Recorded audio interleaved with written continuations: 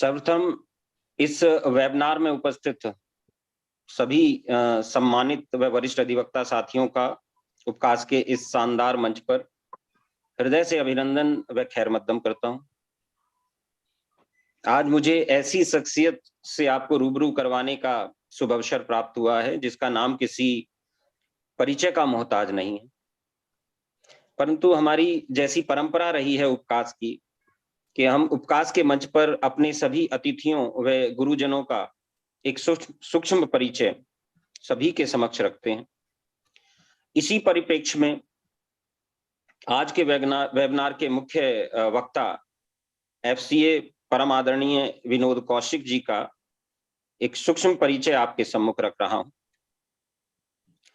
माननीय एफसीए श्रीमान विनोद कौशिक जी दिल्ली राज्य में जीएसटी के एक प्रतिष्ठित विशेषज्ञ हैं। आपको टैक्सेशन व फाइनेंस के विषय में 10 वर्षों का विशेष अनुभव प्राप्त है। दिल्ली विश्वविद्यालय से स्नातक सहित चार्टर्ड अकाउंटेंट जैसी योग्यताओं से आपका व्यक्तित्व अलंकृत है। आपने संपूर्ण भारत में जीएसटी विषय पर पिछले अनेक वर्षों से एक विश्वसनीय वक्ता के रूप में ख्याति अर्जित की है।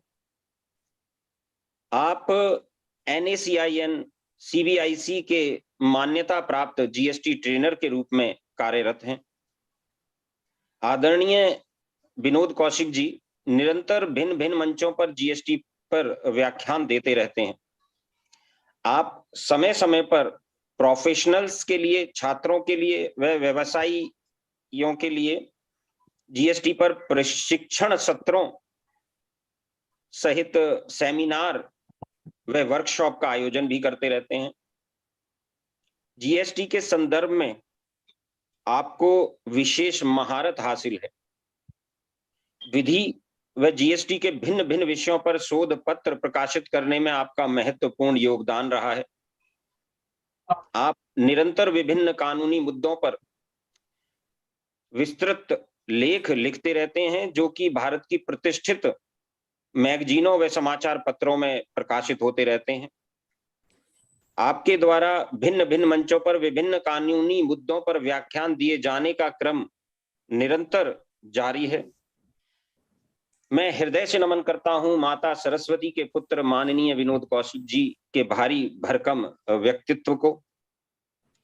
अब मैं आग्रह करता हूं परम आदरणीय विनोद कौशिक जी से कि वो आएं और अपना ज्ञानवर्धक उद्बोधन प्रारंभ करें। हृदय से आभार, बहुत बहुत शुक्रिया, धन्यवाद। Welcome sir. Thank you. मेरी आवाज आ रही है? Thank you so much Harsh ji, sir. बहुत बहुत धन्यवाद। और साहब ने इतना अच्छा इंट्रोडक्शन दिया और हिंदी के अंदर सुन के काफी अच्छा लग रहा है कि जैसे तो हम मतलब यहाँ दिल्ली एनसीआर में तो जैसे खोसी गई है हमारी हिंदी, तो वापस से वो यादें ताजा हो रही है। बहुत अच्छा लग रहा है आप सबके बीच आके। और हर्ष जी ने जब फोन किया था फिर मैं मिला संजय शर्मा जी से, जानते होंगे हर्ष जी, तो काफी अच्छा परिचय दिया हर्ष जी का भी, आपके इस कार्यक्रमों का भी। आप लगातार अपने जो साथी हैं, वरिष्ठ साथी हैं, उन सबका ज्ञानवर्धन कर रहे हैं। तो मैं भी काफी अपने आप को भाग्यशाली समझता हूं कि आपने मुझे मौका दिया आप सबके बीच आने का। जो भी कुछ मैंने सीखा है जीएसटी में, मैं कोशिश करूंगा कि कम समय के अंदर और काफी सरल भाषा में उसको आप सबके बीच प्रस्तुत कर सकूं, बता सकूं। तो एक बार फिर से हृदय की गहराइयों से आप सबका बहुत बहुत धन्यवाद। आप आज वैसे वीकेंड है और ऐसे वीकेंड के टाइम पे भी टाइम निकालकर आप सब लोग बैठे हैं पिछले 1 घंटे से। तो मैं एक इजाजत चाहूंगा कि मेरी अगर स्क्रीन अगर शेयर हो सके तो एक पावर पॉइंट प्रेजेंटेशन है वो मैं सबके साथ शेयर कर दूंगा। सर स्क्रीन शेयर है आपकी? मेरी स्क्रीन आपको विजिबल है सर? विजिबल है सर। हाँ, 1 सेकंड बस मैं इसको शुरू करें। हर्ष जी जी सर, शुरू करते हैं फिर। हाँ सर शुरू करें सर। आज आपको ये बताना चाहता हूं कि ये जो चेंजेस हैं 1 अक्टूबर 2023 से ये मेजरली 2 एक्ट थे, उनसे हुए। पहला जो इंपॉर्टेंट एक्ट है वो फाइनेंस एक्ट 2023 था, जिसमें काफी सारे चेंजेस रेकमेंड किए थे पार्लियामेंट जीएसटी काउंसिल ने। फिर उसके बाद पार्लियामेंट और स्टेट लेजिस्लेचर के अंदर उनको भेजा गया, और कुछ चेंजेस अभी जो मॉनसून सेशन था गेमिंग और कसिनो के लिए, वहां पे कुछ चेंजेस प्रपोज किए गए थे। तो 1 बाय 1 मैं डिकोड करूंगा एक एक प्रोविजन को, और हम समझेंगे कि उन प्रोविजंस में क्या एक्चुअल में चेंज आया और कैसे वो इंपैक्ट करेंगे हमारी प्रैक्टिस को। तो सबसे पहले मैं बात करूंगा, एक सेक्शन 16 है जो इनपुट टैक्स क्रेडिट को गवर्न करता है। इनपुट टैक्स क्रेडिट कैसे मिलेगा, कब मिलेगा, क्या उसकी टाइम लिमिट्स है। और एक इसके अंदर सेक्शन 16 का जो सेक्शन 16 सबसेक्शन 2 है, उसमें एक सेकंड प्रोवाइजो है जो सब लोगों को, बिजनेस कम्युनिटी को भी और प्रोफेशनल्स को भी काफी ज्यादा इंपैक्ट करता है, और वो रिलेटेड है payment to suppliers within 180 days. Suppliers को इनवॉइस की डेट के 180 दिन के अंदर पेमेंट करनी है।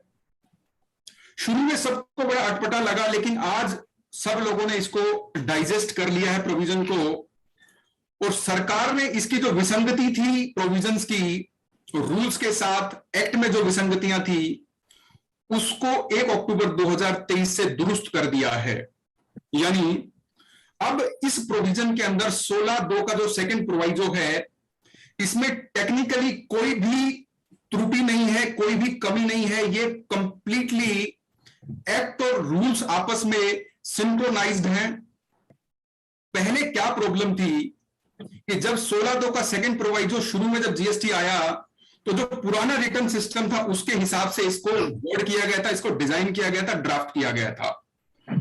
आप सब भली भांति जानते हैं कि जब जीएसटी आया था तो एक कॉन्सेप्ट था जीएसटी का कि जीएसटीआर 1 होगी, जीएसटीआर 2 होगी, जीएसटीआर 3 होगी, जो शुरू में जब आया था। जीएसटीआर 1 हम जब फाइल करेंगे, जीएसटीआर 2 के अंदर से डेटा पॉपुलेट होगा और जीएसटीआर 3 के अंदर डेटा जाएगा, और वो हमारी फाइनल रिटर्न बन जाएगी, जिसका बाद में 3 भी हो गई और जीएसटीआर 2 कभी आई ही नहीं। और उसी हिसाब से सेकंड प्रोवाइजो वर्डेड था, और उसमें लिखा गया था कि अगर आप 180 दिन के अंदर पेमेंट नहीं करोगे तो आपको वो इनपुट टैक्स क्रेडिट अपनी आउटपुट लायबिलिटी में ऐड करना पड़ेगा। और उसको कैसे ऐड करना पड़ेगा, उसका मैकेनिज्म रूल 37 के अंदर था, लेकिन रूल 37 भी इनकम्प्लीट था। लेकिन फील्ड के ऊपर ऑडिट्स के अंदर हमने भी खूब देखा कि 65 में जब ऑडिट हुए तो काफी लोगों की डिमांड निकाली गई, जो एब्सर्ड प्रोविजंस थे, इनकम्प्लीट प्रोविजंस थे, उनके बेसिस पे। और काफी ऑनरेबल हाई कोर्ट्स में इसको टाइम टू टाइम चैलेंज भी किया गया रिट पिटीशन के माध्यम से। सरकार ने उस समस्या को बेसिकली रियलाइज किया, और जीएसटी काउंसिल ने अपनी 48वीं मीटिंग के अंदर इस प्रोविजन को 16(2) को बिल्कुल दुरुस्त कर दिया है। और अब जो वहां पे टर्म इन्होंने यूज करी थी कि that it will be added to the output tax liability, उसकी जगह उन्होंने लिख दिया है कि या तो वो आपको रिवर्स करना पड़ेगा या फिर उसकी आपको पेमेंट करनी पड़ेगी। और रूल 37 भी बिल्कुल क्रिस्टल क्लियर हो गया।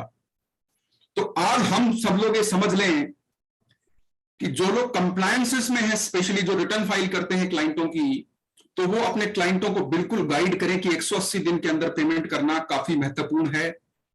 और इसकी वजह से अगर कोई डिमांड आती है तो मुश्किल है कि हमें कोई इसमें रिलीफ मिले, क्योंकि काफी सारी जो रिट्स थी वो इसी प्रोविजंस को चैलेंज किया गया था, वो अब बेसिकली मेरे विचार में वो सस्टेन करेंगे, और हमें इसको ग्राउंड के ऊपर सीरियसली इस प्रोविजन को समझ के क्लाइंट्स के बुक्स ऑफ अकाउंट्स में इंप्लीमेंट कराना चाहिए। अब मैं थोड़ा सा उनके लिए बता दूं, जो लोग प्रैक्टिकली रिटर्न फाइल करते हैं, उनको ये प्रॉब्लम आएगी कि साहब अगर हमने इनवॉइस लिया, उसके 180 दिन के अंदर पेमेंट नहीं करी, तो उसका रिवर्सल कहां करें, किस रिटर्न में करें, किस टेबल में करें। तो उनके लिए मैं बता दूं कि अगस्त 2022 में एक सीबीआईसी का सर्कुलर आया था। उस सर्कुलर में बड़े ही डिटेल में सीबीआईसी ने बताया कि आपको 3B किस तरीके से फाइल करनी है, किस टेबल में आपको क्या दिखाना है।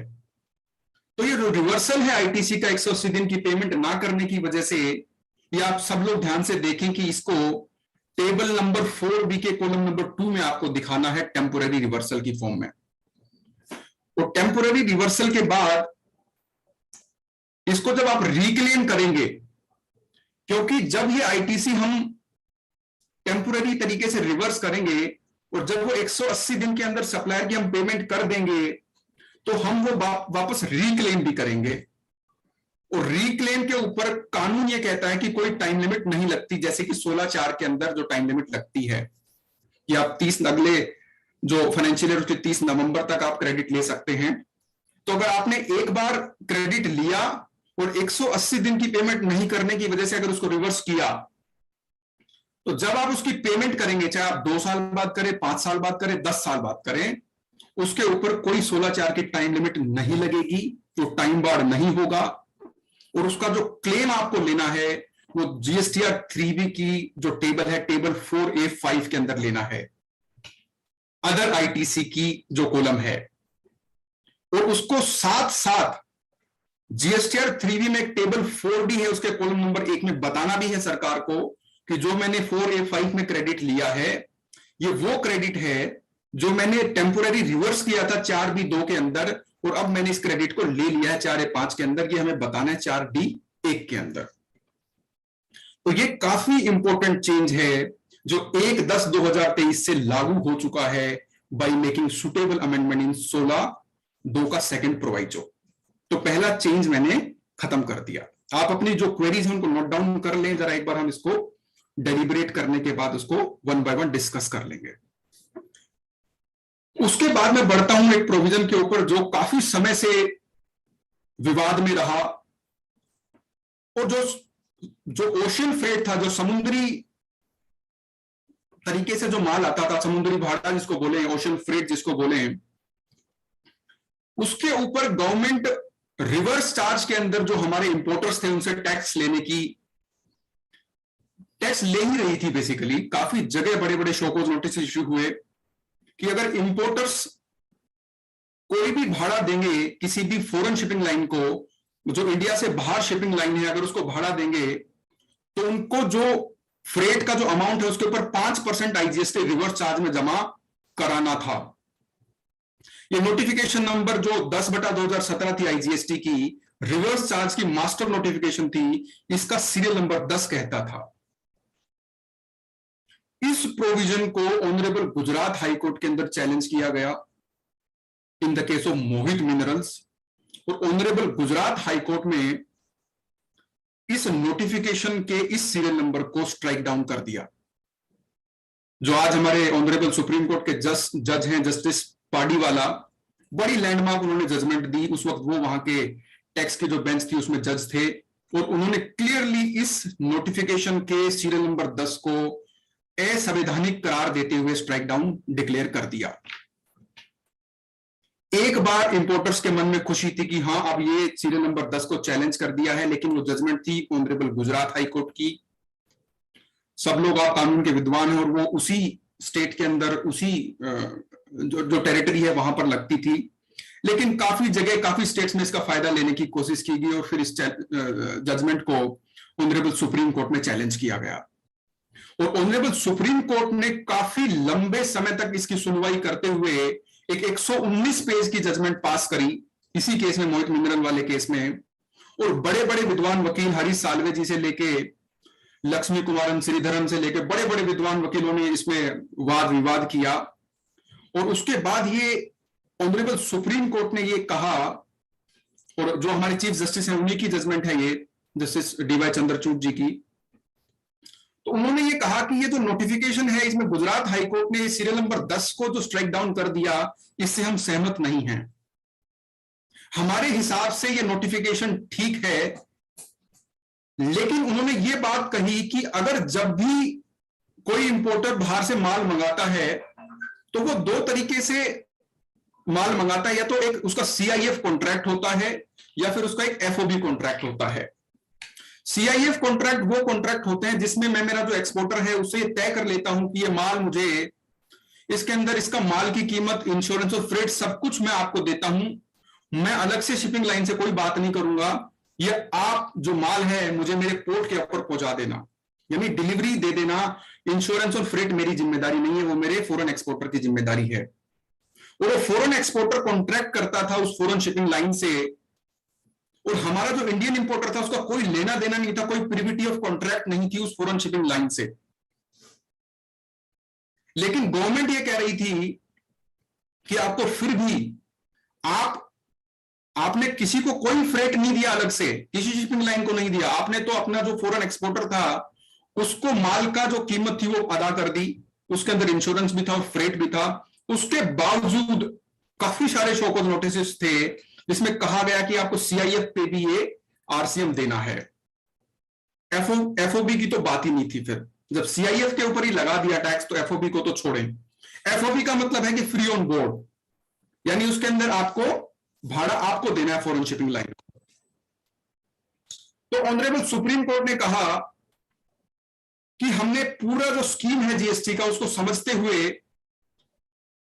नोटिफिकेशन का जो गुजरात हाईकोर्ट ने स्ट्राइक डाउन किया था, उन्होंने नोटिफिकेशन को कॉन्स्टिट्यूशनली वैलिड बताया, लेकिन ये ऑब्जर्वेशन दी कि सीआईएफ कॉन्ट्रैक्ट के केस में जो 1000 रुपए का उन्होंने माल इंपोर्ट किया उसके अंदर भाड़ा भी इंक्लूडेड है, और भाड़े के ऊपर उसने आईजीएसटी दे दिया at the port of export, तो दोबारा से आप उससे आईजीएसटी मांग के आप डबल टैक्सेशन कर रहे हो। तो ये डबल टैक्सेशन की वजह से ऑनरेबल सुप्रीम कोर्ट ने कहा कि हम इसके ऊपर आपको इजाजत नहीं देंगे कि आप अलग से इसके ऊपर आरसीएम पे आईजीएसटी लगाएं। लेकिन जो उसकी कॉन्स्टिट्यूशनल वैलिडिटी थी 10/2017 के सीरियल नंबर 10 की, उसको ऑनरेबल सुप्रीम कोर्ट ने बरकरार रखा। तो ये चेंज आने से पहले ऑनरेबल सुप्रीम कोर्ट की जो जजमेंट थी मोहित मिनरल, उसके हिसाब से सीआईएफ कॉन्ट्रैक्ट के ऊपर आरसीएम नहीं लगता था और एफओबी कॉन्ट्रैक्ट्स के ऊपर आरसीएम लगता था, क्योंकि मेरा उस फॉरेन शिपिंग लाइन से डायरेक्ट कॉन्ट्रैक्ट है। लेकिन 29/9/2023 को ये जो नोटिफिकेशन आई है 11/2023, 12/2023 और 13/2023, इसमें जो इंपोर्टेड नोटिफिकेशन है वो है 13/2023, और उसमें जो 10 नंबर था इस नोटिफिकेशन का 10/2017 को, उसको ही ओमिट कर दिया है, उसको ही डिलीट कर दिया है। और उसको डिलीट करने का मतलब हम ये समझें कि क्या अब ना तो सीआईएफ के ऊपर जो माल हम मंगा रहे हैं भाड़ा है उस पे हमें आईजीएसटी देना है रिवर्स चार्ज में, और ना ही एफओबी पे। एक ये इंटरप्रिटेशन बनती है, और दूसरी इंटरप्रिटेशन ये बनती है कि सीआईएफ पे ही अब नहीं देना, एफओबी पे देना पड़ेगा। लेकिन दूसरा सवाल फिर हम अपने आप से पूछते हैं कि वो जो सीरियल नंबर 10 था अगर उसको डिलीट कर दिया तो अब किस सीरियल नंबर में हम उसका आरसीएम करेंगे? तो ये एक ओपन सवाल है जो आज मेरे भी मन में है। इस पे देखते हैं क्या क्लैरिफिकेशन आता है, क्योंकि कई लोगों की इसमें राय है कि जो सीरियल नंबर 1 है वहां पर गवर्नमेंट आपसे टैक्स मांग सकती है। तो अभी इसमें हमें देखना पड़ेगा कि अभी इसमें क्या क्लैरिफिकेशन आता है सीबीआईसी की तरफ से, कि क्या उनकी इंटेंशन जो है वो एफओबी के ऊपर भी आरसीएम माफ करने की है या खाली सीआईएफ पे माफ करने की है। ये समय बताएगा और हमें उसमें देखना पड़ेगा कि किस तरीके से ये मूवमेंट इसमें होती है। तो अगर इसको मैं सरल भाषा में कंक्लूड करूं इस पॉइंट को, तो कंक्लूजन ये है कि आज की डेट में 1/10/2023 से जिस सीरियल नंबर से ये लोग लेते थे रिवर्स चार्ज आईजीएसटी पे ओशियन फ्रेट के ऊपर, समुद्री भाड़े पे, उस सीरियल नंबर को हटा दिया गया है। उस सीरियल नंबर को हटाने का एक मत ये बनता है कि अब एफओबी सीआईएफ पे, मेरा पर्सनली मानना है उस पे नहीं बनता आईजीएसटी। लेकिन ये दो राय हैं कुछ एक्सपर्ट्स की। कुछ एक्सपर्ट्स कहते हैं कि खाली सीआईएफ पे माफ किया, एफओबी के ऊपर सीरियल नंबर 1 के थ्रू वो लोग आपसे आरसीएम मांग सकते हैं। तो ये पॉइंट मैंने दूसरा इंपॉर्टेंट पॉइंट कंक्लूड किया। मित्रों, तीसरा पॉइंट है जो काफी बड़ा चेंज है और कंप्लायंसेस में जो लोग हैं उनको डायरेक्टली इंपैक्ट करेगा, उनको एक काम आएगा। जो कॉम्पोजिशन स्कीम में डीलर्स हैं, जिन लोगों के क्लाइंट्स हैं जो कॉम्पोजिशन स्कीम फॉलो करते हैं, उनको गवर्नमेंट ने ईज ऑफ डूइंग बिजनेस करने के लिए एक रियायत दी है। कि पहले क्या था कि अगर कॉम्पोजिशन डीलर अगर आप हो, कॉम्पोजिशन का मतलब छोटा डीलर, वो अपना व्यापार बहुत छोटा तरीके से करता है, एक स्मॉल स्केल के ऊपर करता है, उसको अलाउड नहीं था कि वो अपना व्यापार इन जो आजकल ऑनलाइन कंपनियां हैं फ्लिपकार्ट, अमेजोन एटसेट्रा, इनके ऊपर अपने सामान की लिस्टिंग करा के बेच सके। कानून उसको रोकता था कि कॉम्पोजिशन डीलर अगर आप हो तो आप Amazon फ्लिपकार्ट के थ्रू माल नहीं बेचोगे। लेकिन कानून के अंदर संशोधन किया गया, सेक्शन 10 सबसेक्शन 2 उसका क्लोज डी, सेक्शन 10(2)(a) उसका क्लोज सी, इनको अमेंड कर दिया गया है। और अमेंड होने के बाद अब ये लोग विद इन द स्टेट, अगर मैं यूपी में हूं तो यूपी के अंदर अंदर मैं यूपी की टेरिटरी में अगर मैं कॉम्पोजिशन डीलर हूं तब भी मैं Amazon और फ्लिपकार्ट के थ्रू सप्लाई कर सकता हूं। ये फैसिलिटी गुड्स के केस में गवर्नमेंट ने प्रोवाइड करी। ये भी बदलाव 1/10/2023 से लागू हो चुका है सेक्शन 10(2)(d) 10(2)(a)(c) के अंदर। चौथा और महत्वपूर्ण चेंज है मित्रों ऑनलाइन गेमिंग, कसिनो और हॉर्स रेस को लेके। मैं मानता हूं कि ये जो इस तरीके के क्लाइंट्स हैं ये बड़े लार्ज स्केल के क्लाइंट होते हैं, हमें से किसी के पास हो सकता हो ना भी हो, लेकिन बदलाव जो आया है 1/10/2023 से इसको समझने की जरूरत है, ताकि हम अगर हमारे पास कल को कोई ऐसा क्लाइंट आता है, कोई कंसल्टेंसी करनी पड़े तो हमें थोड़ी सी अंडरस्टैंडिंग हो इस प्रावधान की कि क्या प्रावधान गवर्नमेंट ने इसमें बदलाव किया है। ये जो मुद्दा था ऑनलाइन गेमिंग का, कसिनो का और हॉर्स रेस का काफी समय से चल रहा था। इसके लिए कमेटी भी बनाई थी जीएसटी काउंसिल ने, और वो सारा होने के बाद अब 51वीं जो मीटिंग थी और जो 50वीं जीएसटी काउंसिल की मीटिंग थी उसमें यह तय कर दिया गया कि ऑनलाइन गेमिंग, कसिनो और हॉर्स रेस जो है इनको भी जीएसटी के दायरे में लाया जाएगा और 28% से इनको टैक्स किया जाएगा। कानूनी तौर पे जो दिक्कत आ रही थी वो ये थी कि इसको गेम ऑफ चांस माने या गेम ऑफ स्किल माने। आप सब लोगों ने सुना होगा एक बड़ी लैंडमार्क जजमेंट आई थी, सेलिब्रेटेड जजमेंट थी, games craft technologies private limited, जिसमें ऑनरेबल कर्नाटका हाईकोर्ट ने उस शोकॉज नोटिस को क्वैश कर दिया था। गेम्स क्राफ्ट के खिलाफ सबसे बड़ा शोकॉज नोटिस इशू किया था कर्नाटका के जीएसटी डिपार्टमेंट ने, और वो इस बेसिस पे किया था कि उन्होंने माना था कि ये गेम ऑफ चांस है, ये एक तरीके की गैम्बलिंग है, और गैम्बलिंग के ऊपर उन्होंने 28% जीएसटी लगा के वो शोकॉज उन्होंने प्रोपोज कर दिया। इसके बाद इस शोकॉज को चैलेंज किया गया कर्नाटका हाईकोर्ट में, बड़े बड़े वकीलों ने उसमें आर्ग्यू किया, उसमें अभी डॉक्टर अभिषेक मनु सिंघवी जी ने आर्ग्यू किया और उसको क्वैश भी करवाया, फिर वो अब सुप्रीम कोर्ट चला गया है मसला। उसके बाद सरकार ने ये रियलाइज किया कि ये डिस्प्यूट बढ़ता ही जा रहा है, और सरकार ने जो जीएसटी एक्ट है उसका जो शेड्यूल 3 है उसके अंदर प्रावधानों के अंदर उसमें संशोधन कर दिया। शेड्यूल 3 ये कहता है कि शेड्यूल 3 में जो भी आइटम्स दिए हैं ना तो वो सप्लाई ऑफ गुड्स होंगे ना वो सप्लाई ऑफ सर्विसेज होंगे, और वहां पे लिखा हुआ है कि जो एक्शनेबल क्लेम्स हैं, एक्शनेबल क्लेम्स ना तो सप्लाई ऑफ गुड्स है ना तो सप्लाई ऑफ सर्विसेज है, 3 चीजों को छोड़ के। पहली थी बैटिंग, गैम्बलिंग, और एक आइटम वहां पे और था। उसके अलावा जितने भी एक्शनेबल क्लेम्स होंगे उनके ऊपर जीएसटी नहीं लगेगा। लेकिन अब शेड्यूल 3 के अंदर जो अमेंडमेंट आई है उसमें यह लिख दिया गया है कि ये एक्शनेबल क्लेम्स टैक्सेबल नहीं है एक्सेप्ट स्पेसिफाइड एक्शनेबल क्लेम्स, और स्पेसिफाइड एक्शनेबल क्लेम्स में ये 6 आइटम इंक्लूडिंग ये 3 आइटम इंक्लूड हो गए हैं। तो शेड्यूल 3 में जो अमेंडमेंट आई है उसमें online gaming including online money gaming, casino और हॉर्स रेस को भी इंक्लूड कर लिया गया है। ऐसा करने से कानूनी तौर पर पार्लियामेंट को और स्टेट लेजिस्लेचर्स को राइट मिल गया है कि अब इनके ऊपर वो 1/10/2023 से 28% जीएसटी लगाना उन्होंने चालू कर दिया है। अब इसमें बदलाव और इसमें कंट्रोवर्सी काफी ज्यादा हुई है। रूल 31B, रूल 31C भी इंट्रोड्यूस कर दिए गए हैं, जो रूल्स में अमेंडमेंट करके सेक्शन 15 के अंदर से पावर डिराइव करके, और फील्ड फॉर्मेशन ने एक्साइटमेंट के अंदर इतने सारे शोकॉज नोटिस इशू करने शुरू कर दिए हैं विद रेट्रोस्पेक्टिव इफेक्ट। अभी आपने सुना होगा एक कंपनी थी डेल्टा कॉर्प लिमिटेड, जो मेजरली गोवा के अंदर कसिनो चलाती है।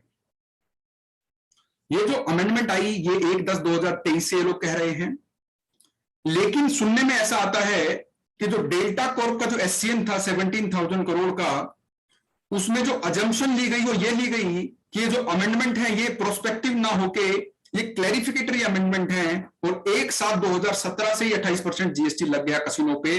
और इंटरेस्टिंग है, जो वैल्यू है उसके ऊपर जो टैक्स लगेगा वो जो चिप वैल्यू होगी, अब अगर आपने 10,000 रुपए दिए कसिनो में जाके, कसिनो में प्ले करने के लिए, अपनी किस्मत आजमाने के लिए, तो उस पूरे अमाउंट के ऊपर जीएसटी 28% लगेगा।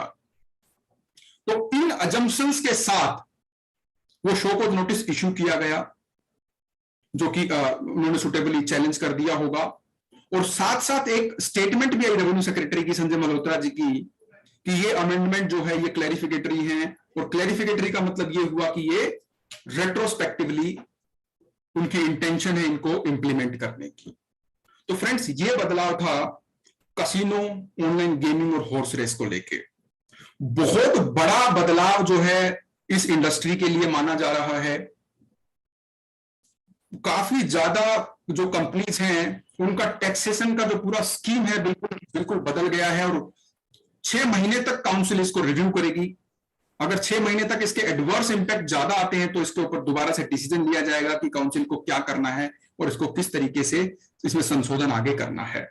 आज भी काउंसिल मीटिंग के अंदर इसके ऊपर डिस्कशन हुआ था।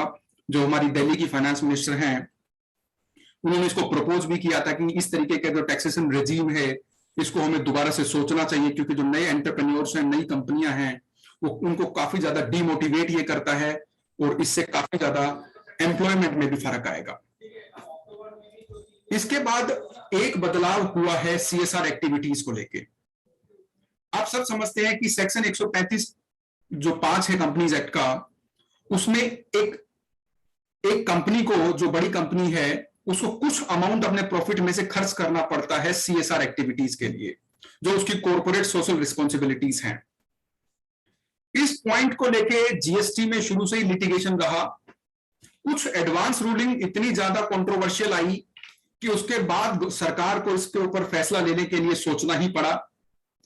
और सरकार ने यह फैसला लिया कि सीएसआर एक्टिविटीज के ऊपर जो आप खर्चा करते हो और उस खर्चे के ऊपर जो आपने इनपुट टैक्स क्रेडिट दिया है, जो जीएसटी दिया है अपने सप्लायर को या अपने वेंडर को, उस आईटीसी का आपको बेनिफिट नहीं मिलेगा। उसको हम 17(5)FA के अंदर डिसअलाउ करते हैं स्पेसिफिकली, ताकि ना तो इसके अंदर कोई विवाद रहे और ना ही कोई इसमें ज्यादा इश्यूज आए। और उसके ऊपर जो तर्क दिया गया, अगर आप काउंसिल मीटिंग की जो मिनट्स देखें, वो तर्क ये दिया गया कि जो इनकम टैक्स एक्ट का जो धारा 37(1) है, उसकी जो एक्सप्लेनेशन 2 है, वो स्पेसिफिकली डिसअलाउ करती है कोई भी खर्चा जो आपने सीएसआर एक्टिविटीज के लिए किया हो। तो सेक्शन 37(1) की एक्सप्लेनेशन 2 से हमारा जो सेक्शन 17(5)FA है उसको अलाइन कर दिया गया है, और 1/10/2023 से इसके ऊपर कोई भी इनपुट टैक्स क्रेडिट नहीं मिलेगा। अगर आप किसी क्लाइंट का ले रहे थे तो उसके ऊपर आपको रीथिंक करना पड़ेगा, दोबारा सोचना पड़ेगा, क्योंकि एक्ट के अंदर स्पेसिफिक अमेंडमेंट आ गई है। मित्रों, उसके बाद कुछ प्रोसीजरल चेंज है, लेकिन काफी इंपॉर्टेंट चेंजेस हैं। रेवोकेशन एप्लीकेशन फाइल करने की जो टाइम लिमिट थी पहले सेक्शन 30 के अंदर, उसको बढ़ा के 90 दिन कर दिया है। बड़ी तकलीफ होती थी कि कुछ लोगों का नंबर कैंसिल हो जाता था, उनको पता नहीं चलता था। रेवोकेशन का टाइम निकल गया, अपील का टाइम निकल गया। टेक्निकली अगर आपके पास वो सलाह भी लेने आता था क्लाइंट, तो एक ही ऑप्शन बनता था कि हम उसको बोले कि आपका केस हमें रिट में ले जाना पड़ेगा ऑनरेबल हाई कोर्ट में 226 में। लेकिन रिट में भी ऑनरेबल हाई कोर्ट उसको बेनिफिट देगा या नहीं देगा, क्योंकि उसने ऑल्टरनेट रेमेडी जो उसके पास थी सारी उसने खत्म कर दी, और उसके पास कोई खास वजह भी नहीं थी कि ऑनरेबल हाई कोर्ट क्यों उसको कंडोन करे डिले को। तो काउंसिल ने इस बात को एग्री किया, पीछे एमनेस्टी स्कीम भी आई थी, और अब सेक्शन धारा 30 के अंदर इसको अमेंड करके जिस दिन आपका नंबर कैंसिल होगा रजिस्ट्रेशन, उसके जिस दिन आपको सर्व होगा उसकी इंटीमेशन, उसके 90 दिन के अंदर अंदर आप उसकी एप्लीकेशन फाइल करें। अगर आप 90 दिन के अंदर नहीं कर पाते तो आप एक रिक्वेस्ट करें ज्वाइंट कमिश्नर को, उनको पावर दी गई 90 दिन उसको एक्सटेंड करने की, 90 + 90 180। अगर वो भी आपकी चलेगी तो 90 दिन की एडिशनल पावर जो टॉप कमिश्नर्स हैं, प्रिंसिपल कमिश्नर्स हैं, उनको दी गई। तो इफेक्टिवली 270 दिन के अंदर अंदर आपको रेवोकेशन की एप्लीकेशन फाइल करनी है, जो कि एक वेलकम चेंज है, काफी इंपॉर्टेंट चेंज है, और 1/10/2023 से ये बदलाव लागू हो चुका है। पहले जो टाइम लिमिट थी वो 30 दिन की थी, जो कि प्रैक्टिकली बहुत कम थी। काफी सारे केसेस ऐसे थे जिनके अंदर ये टाइम लिमिट एग्जॉस्ट हो जाती थी और बहुत सारी एप्लीकेशन पेंडिंग हो जाती थी। दूसरा एक इंपॉर्टेंट बदलाव, प्रोसीजरल बदलाव आया है GSTR 3B, GSTR 1, GSTR 99C और टीडीएस की जो जीएसटी में रिटर्न्स हैं, अब उनकी जो टाइम लिमिट है, मैक्सिमम टाइम लिमिट, वो 3 साल तक कर दिया है फ्रॉम इट्स ड्यू डेट। यानी अगर कोई रिटर्न ड्यू है आज, तो उसके 3 साल के बाद आप रिटर्न को फाइल नहीं कर सकते। ये बदलाव क्यों किया गया, इसकी वजह मैं आपको बताता हूं। काउंसिल मीटिंग के अंदर क्या मिनट्स में क्या लिखा। जो कंपनी है जीएसटीएन मेंटेन करती है, उन्होंने ये बताया कि हमारे पास डेटा का लोड बहुत ज्यादा बढ़ रहा है। टैक्स पेयर हमेशा से ये चिंता करते हैं कि पोर्टल सही से नहीं चलता, तो अब हमें सुनिश्चित करना होगा कि जो पोर्टल के ऊपर लोड है उसको हम थोड़ा सा कम रखें, उस लोड को हम घटाने की कोशिश करें। तो द डेटा आर्काइवल पॉलिसी जो है जीएसटीएन की, उसको ध्यान में रखते हुए अब ये फैसला ले लिया गया है कि 3 साल के बाद आप कोई रिटर्न फाइल नहीं कर पाएंगे, मैक्सिमम 3 इयर्स तक आप कर सकते हैं। उसके बाद थोड़ी सी पावर दी है गवर्नमेंट को कि उसको अगर उसको बहुत अर्जेंसी कुछ आती है तो उसको एक्सटेंड कर सकती है 3 साल से आगे भी। तो ये दूसरा प्रोसीजरल चेंज था। एक प्रोसीजरल चेंज आया नॉन फाइलर्स के केस में। 62 बात करता है अगर आपने रिटर्न फाइल नहीं करी नॉन फाइलर्स की, तो आप पहले 30 दिन के अंदर रिटर्न फाइल कर सकते थे। अब उसको बढ़ा के 60 डेज कर दिया गया है और फर्दर एक 60 डेज का टाइम आपको और मिलेगा। आप 100 रुपीज एडिशनल फीस के साथ अपनी वो रिटर्न जमा करा दें। लेकिन इसमें एक इंपॉर्टेंट बात यह है कि वो आपको जो टैक्स जमा कराना है वो आपको कराना ही पड़ेगा, इंटरेस्ट जमा कराना ही पड़ेगा, लेट फीस जमा करानी पड़ेगी, प्लस अगर आप एडिशनल 60 डेज यूज करेंगे तो आपको एक एडिशनल 100 रुपीज पर डे की फीस भी जमा करानी पड़ेगी, जो 62 के अंदर बेस्ट जजमेंट असेसमेंट में है। एक इंपॉर्टेंट चेंज 1/10/2023 से इन्होंने इनके ऊपर लगाम लगाने की कोशिश करी जो ई कॉमर्स ऑपरेटर्स हैं। ई कॉमर्स ऑपरेटर्स को स्पेसिफिकली कहा गया कि आप अपने पोर्टल का मिसयूज अलाउ नहीं करेंगे। आपका जो पोर्टल है उसके ऊपर कानून के अंदर जिन लोगों को इंटरस्टेट सप्लाई करना अलाउड नहीं है, आप ऐसे टैक्स पेयर्स को, ऐसे डीलर्स को आप लिस्ट नहीं करने देंगे मटेरियल। मैं उदाहरण के तौर पे आपको बताऊं कि सेक्शन 10 ये कहता है कि composition dealer inter state supply नहीं कर सकता, इंट्रा स्टेट सप्लाई कर सकता, जिस स्टेट में रजिस्टर्ड है वहीं सप्लाई कर सकता है। लेकिन मगर अगर कोई कंपनी ई कॉमर्स ऑपरेटर अपने पोर्टल पे उसको लिस्ट करके उसके पास कंपोजिशन का नंबर है और वो दिल्ली से यूपी माल सप्लाई कर रहा है, मध्य प्रदेश सप्लाई कर रहा है, महाराष्ट्र सप्लाई कर रहा है, तो ऐसे केसेस के अंदर ई कॉमर्स ऑपरेटर के अंदर 122(1)(b) के अंदर अब 1/10/2023 से कानून में संशोधन कर दिया गया है और उनके ऊपर maximum penalty to the tune of tax invoked लगाई जा सकती है 122(1)(b) के अंदर।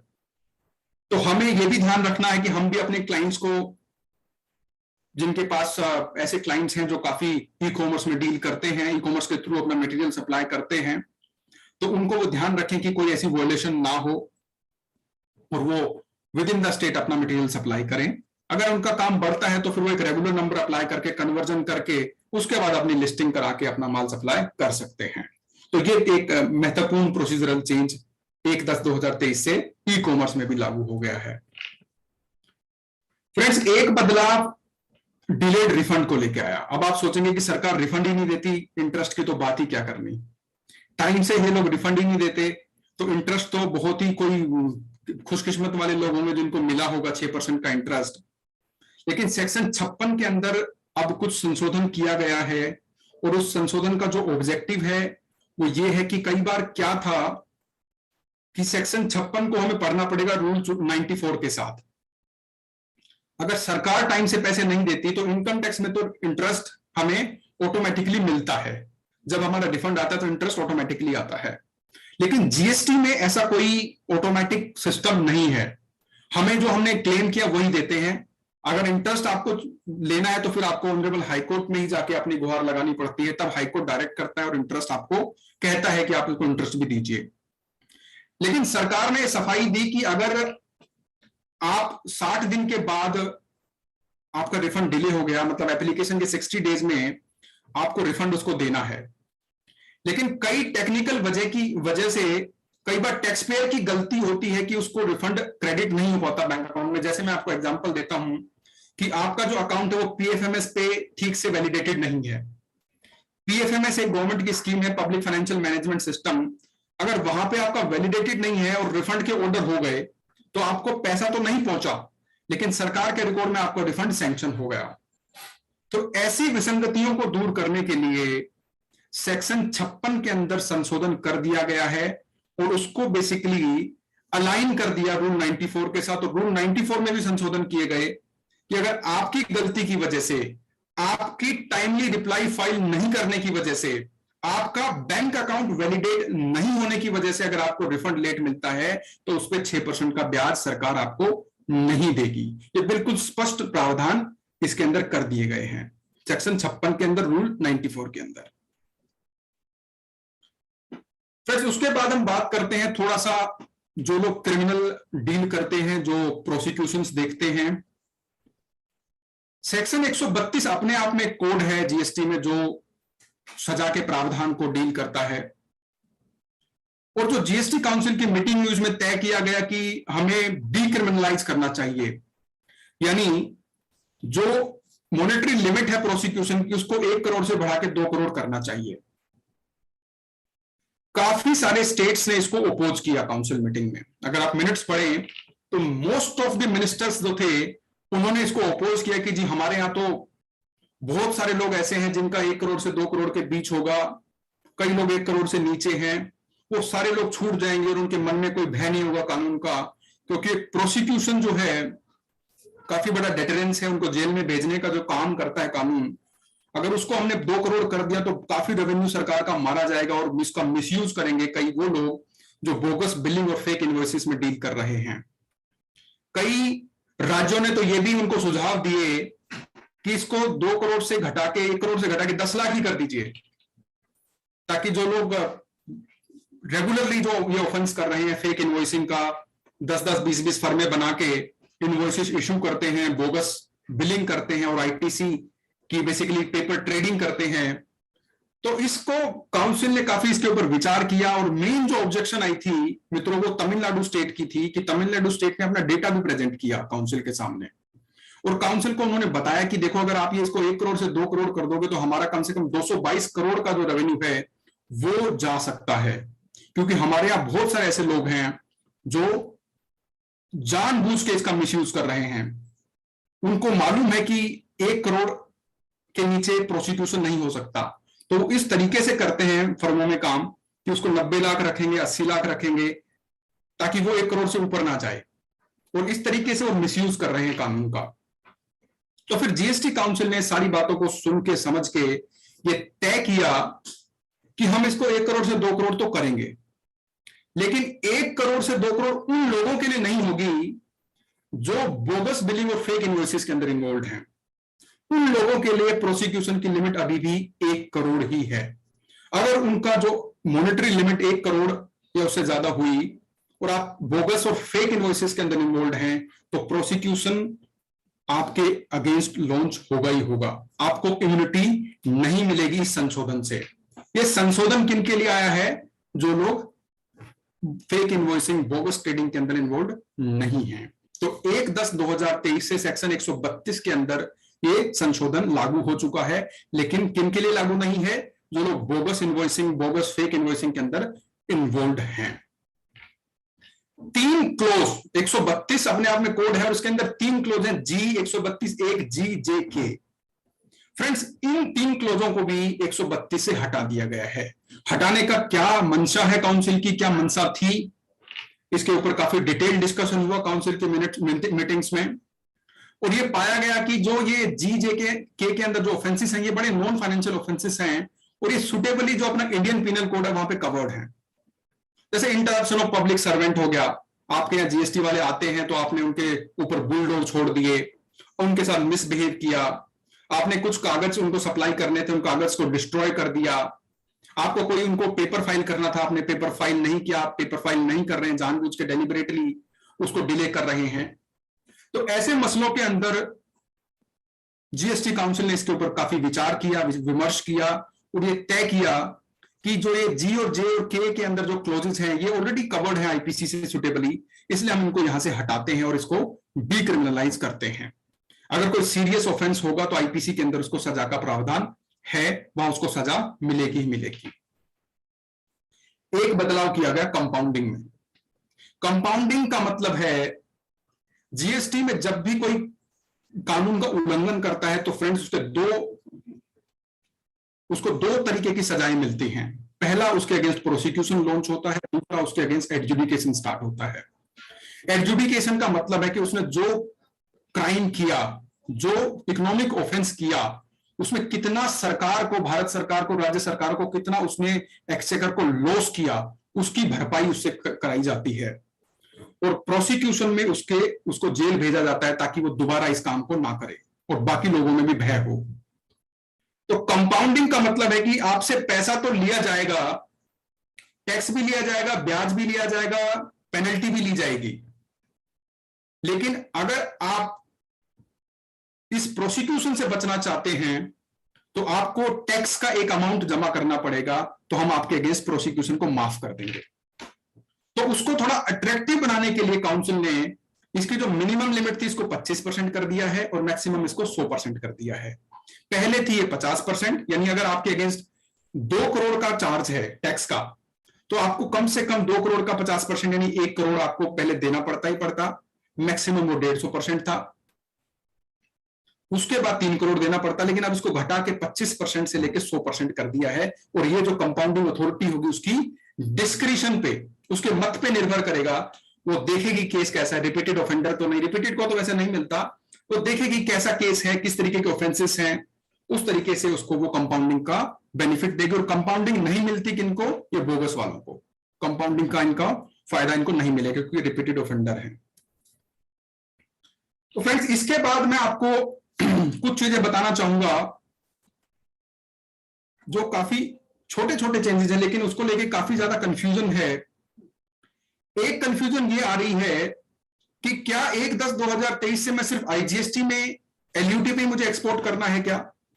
काफी बार ये पूछा गया सवाल कि 1/10/2023 से सेक्शन 16 जो है आईजीएसटी का, उसमें बदलाव कर दिया गया है और 16 में बदलाव होने के बाद अब 1/10/2023 से बस एलयूटी पे ही एक्सपोर्ट करेंगे, आपको आईजीएसटी का ऑप्शन आपके लिए बंद कर दिया गया है।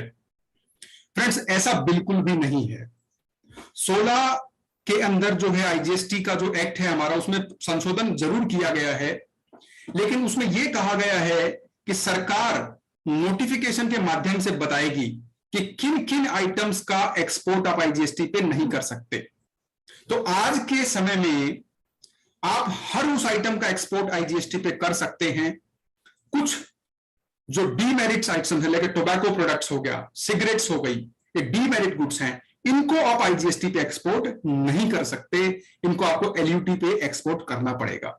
इसके लिए आप जरूर देखें, नोटिफिकेशन नंबर 1/2023 इशू कर दी गई है यहां से पावर लेके, और उसके द्वारा 1/10/2023 से डीमेरिट गुड्स के अलावा हर उस गुड्स का एक्सपोर्ट आईजीएसटी पेमेंट पे कर सकते हैं। अब आप उनसे पूछेंगे कि आईजीएसटी और एलयूटी में क्या फर्क है।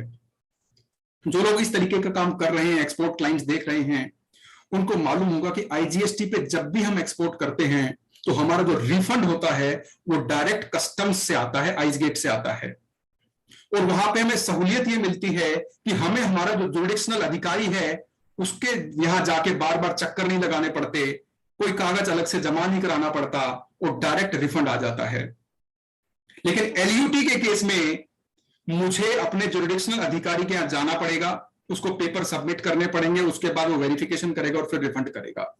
तो उसमें समय की भी काफी ज्यादा नुकसान होता है, एक्सपेंसेस भी बढ़ जाते हैं। तो इसको रोकने के लिए बहुत सारे लोग आज भी प्रेफर करते हैं वो आईजीएसटी पे एक्सपोर्ट करना। तो इसीलिए ये क्लैरिफिकेशन था कि 1/10/2023 से आईजीएसटी का दरवाजा आपके लिए खुला है। आप 1/2023 को जरूर देखें, अगर उसमें आपका आइटम है तो उसको आप एलयूटी पे एक्सपोर्ट ना करें। एक बदलाव, काफी जरूरी बदलाव, काफी इंपॉर्टेंट बदलाव आया। जो पेमेंट हमारी आती है एक्सपोर्ट के केस में, वो बहुत सारे लोगों को समझ थी कि अगर एक्सपोर्ट ऑफ सर्विस होगा तो आपको पेमेंट फॉरेन कन्वर्टिबल एक्सचेंज में लानी है, अगर आपको उसको एक्सपोर्ट का बेनिफिट लेना है। अगर आपको एक्सपोर्ट का बेनिफिट लेना है तो आपको पेमेंट फॉरेन कन्वर्टिबल एक्सचेंज में लानी पड़ेगी। ये सर्विसेज के केस में था, लेकिन 1/2023 से ये बदलाव गुड्स के केस में भी आ गया है। सेक्शन 16 हमारा जो है आईजीएसटी का, उसके अंदर सुटेबल संशोधन कर दिया गया है, और अब जो फेमा के अंदर टाइम लिमिट है पैसा लाने की इनकेस ऑफ गुड्स, वो ही टाइम लिमिट आपकी गुड्स में भी लगेगी। तो आपका क्लाइंट एक्सपोर्ट ऑफ सर्विसेज करे, एक्सपोर्ट ऑफ गुड्स करे, आपको ये इंश्योर करना है कि उसका foreign convertible exchange with in the time limit आ ही जाए एज पर आरबीआई गाइडलाइंस। तो ये एक इंपॉर्टेंट बदलाव। एक बदलाव सेक्शन 23 में आया है, थोड़ा सा टेक्निकल बदलाव है, लेकिन मैं कोशिश करूंगा आपको समझाने की ये बदलाव क्यों किया गया। सेक्शन 23 में जो संशोधन किया गया, सेक्शन 23 बात करता है रजिस्ट्रेशंस की, कि रजिस्ट्रेशन में आपको एग्जम्पशन कब मिलेगी। सेक्शन 23 से पहले सेक्शन 22 आता है, फिर उसके बाद सेक्शन 24 है जो मैंडेटरी यानी अनिवार्य रजिस्ट्रेशन की बात करता है कि इन केसेस में आपको रजिस्ट्रेशन लेना ही लेना पड़ेगा। सेक्शन 23 के अंदर सरकार ये कहती है, पहले सेक्शन 23 में ये लोग नोटिफिकेशन इशू करके किसी को रजिस्ट्रेशन से एग्जम्पशन देते थे, लेकिन सेक्शन 23 के बाद सेक्शन 24 आता था, तो बहुत सारी कंफ्यूजन ये क्रिएट हुई कि अगर आपने सेक्शन 23 में नोटिफिकेशन जारी करके अगर किसी को एग्जम्पशन दे दी रजिस्ट्रेशन की, और 24 में उसके लिए मैंडेटरी है रजिस्ट्रेशन करना, तो लास्ट में जो आया वो प्रिवेल करेगा। तो इस विसंगति को दूर करने के लिए सरकार ने 23 के अंदर वर्ड ऐड कर दिया, note with standing anything contained in 22 and 24। Specific रूप से 22 और 24 को ओवरराइड कर दिया सेक्शन 23 ने, और सेक्शन 23 में अब जो नोटिफिकेशन इशू होंगी उसमें 24 का कोई फर्क नहीं पड़ेगा, because section 23 note with stand करता है, ओवरराइड करता है सेक्शन 24 को और 22 को। इसमें मैं आपको एक इंटरेस्टिंग एग्जांपल देता हूं, एक नोटिफिकेशन बताता हूं। अगर आप एक्सपोर्ट ऑफ सर्विसेज करते हैं, आप एक्सपोर्ट ऑफ सर्विसेज करते हैं, और एक्सपोर्ट ऑफ सर्विसेज आपने अगर 1 लाख रुपए का भी कोई एक्सपोर्ट कर दिया, जैसे फॉर एग्जांपल आप अकाउंटेंट हैं और आपने किसी यूएस के क्लाइंट को बुक कीपिंग की सर्विसेज दे दी और वो आपको साल के 2 लाख रुपए देता है, तो ये कंफ्यूजन थी कि क्या इस केस में मुझे रजिस्ट्रेशन लेना पड़ेगा, क्योंकि सेक्शन 24 बोलता है कि अगर आप इंटरस्टेट सप्लाई ऑफ सर्विसेज करते हैं तो आपको सप्लाई ऑफ गुड्स और सर्विसेज करते हैं तो आपको मैंडेटरी रजिस्ट्रेशन लेना पड़ेगा। अगर आपने 1 रुपया की लिमिट भी क्रॉस कर दी तो आपको मैंडेटरी रजिस्ट्रेशन कराना ही कराना पड़ेगा। लेकिन सरकार ने सेक्शन 23 में पावर को यूज करते हुए एक अधिसूचना जारी करी और उसमें यह कहा कि 20 लाख रुपए तक अगर आप एक्सपोर्ट ऑफ सर्विसेज करते हैं या इंटरस्टेट सप्लाई, ये ज्यादा वैलिड वर्ड रहेगा कि अगर आप इंटरस्टेट सप्लाई करते हैं अप टू 20 लाख तो आपको रजिस्ट्रेशन लेने की आवश्यकता नहीं है। तो ये जो अधिसूचना जारी करी सरकार ने, ये सेक्शन 23 से पावर लेके ये अधिसूचना जारी करी, और ऐसी बहुत सारी नोटिफिकेशंस हम देखेंगे इन टाइम्स टू कम जो सेक्शन 23 में से पावर लेके ये लोग जारी करेंगे ही करेंगे। एक बदलाव आया ऑथराइज्ड ऑपरेशंस को लेके। स्पेशल इकोनॉमिक जोन आपको पता है, कुछ ऐसे एंटिटीज होती हैं, कुछ ऐसा एरिया होता है जो बेसिकली डेजिग्नेटेड होता है कि वहां से आप एक्सपोर्ट करेंगे, और अगर हम एसईजेड को सप्लाई करते भी थे तो वो सप्लाई जब हम करते थे तो वो उसको एक्सपोर्ट माना जाता था, डीम्ड एक्सपोर्ट माना जाता था। तो वहां पे थोड़ी कंफ्यूजन थी ऑथराइज्ड ऑपरेशंस को लेके कि अगर ऑथराइज्ड ऑपरेशन के लिए कोई सर्विसेज मैंने दी एसईजेड को तभी उसको उसका फायदा मिलता था, लेकिन इसमें थोड़ी सी कंफ्यूजन थी। तो सरकार ने जो सुटेबल संशोधन करके इसको भी दुरुस्त कर दिया है और ये स्पेसिफिकली लिख दिया है कि अगर एसईजेड ऑथराइज्ड ऑपरेशंस के लिए कोई सर्विसेज लेगा तभी उसको एक्सपोर्ट का जो बेनिफिट है वो उसको मिलेंगे। तो ये कुछ बदलाव थे 1/10/2023 से जो लागू हो चुके हैं प्रैक्टिकली, और हमें इन सब का ध्यान रखना है। तो इन्हीं शब्दों के साथ मैं इस जो ये वन वे कम्युनिकेशन था इसको कंक्लूड करूंगा, और अब आपसे कहूंगा कि अगर आपके कुछ सवाल हों तो हम उसके ऊपर 1 by 1 डिस्कशन कर सकते हैं। अपने पास टाइम है अभी, तो over to you Harsh ji. ठीक है sir, thank you very much sir. Rakesh Yadav ji Mainpuri, Rakesh Yadav ji Mainpuri, अपने आप को अनम्यूट कीजिए। राकेश यादव जी मैनपुरी, राकेश यादव जी, राकेश यादव जी, राकेश जी, राकेश यादव जी, आवाज आ रही है आपको? राकेश यादव जी मैनपुरी, आपको आवाज आ रही है? राकेश जी आपको आवाज आ रही है आपको? राकेश यादव जी मैनपुरी। आगे आगे चले सर, फिर आ जाएंगे वो, आगे चलते हैं। नहीं, वो अनम्यूट नहीं कर पा रही शायद अपने आपको। राकेश यादव जी अपने आप को अनम्यूट करिए, माइक्रोफोन ऑन करिए अपना।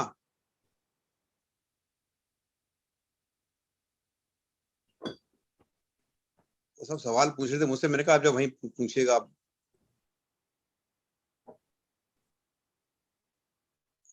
आदित्य जी, आदित्य मुरादाबाद, आदित्य जी मुरादाबाद, सवाल पूछिए। अरविंद यादव जी अमरोहा,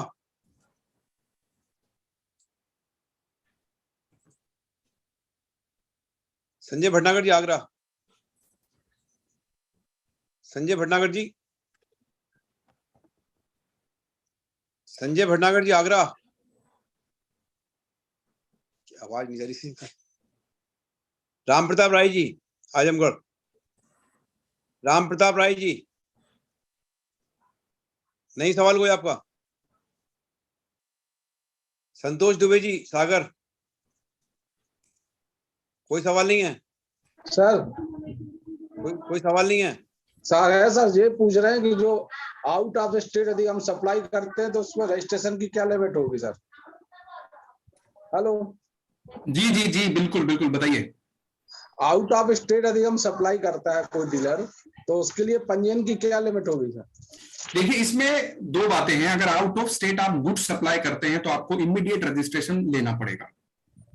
लेकिन आप सप्लाई ऑफ सर्विसेज करते हैं तो मैंने आपको बताया कि सेक्शन 23 में एक अधिसूचना जारी की गई है, उसमें जो लिमिट है सर्विसेज की अप टू 20 लाख है।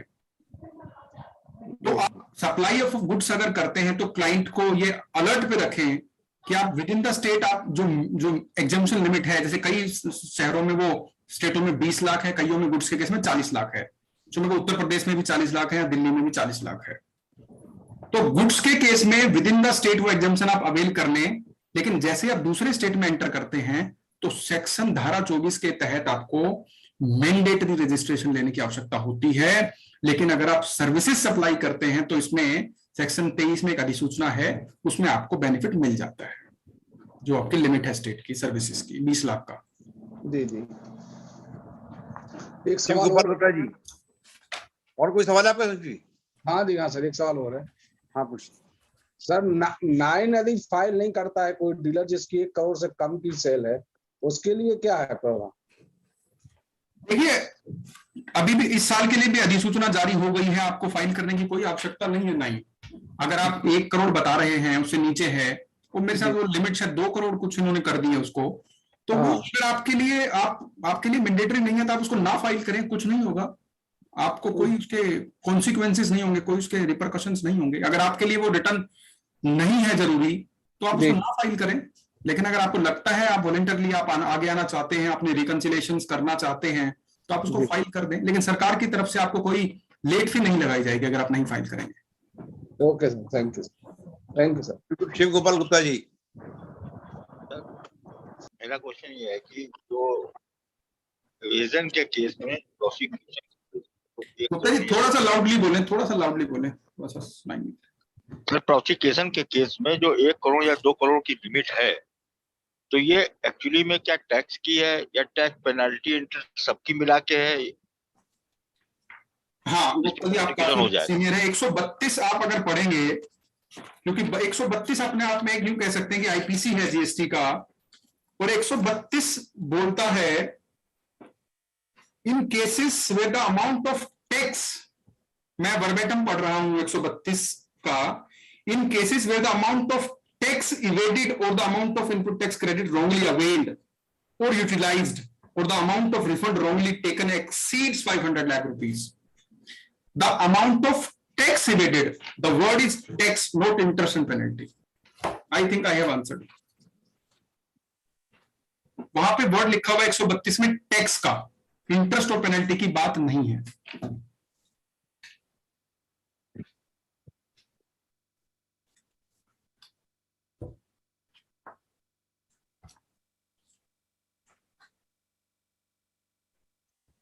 आपको कुछ कहना है गुप्ता जी? श्री गोपाल जी, कुछ और कुछ कहना है आपको? नहीं सर, थैंक यू। विशाल रतन जी।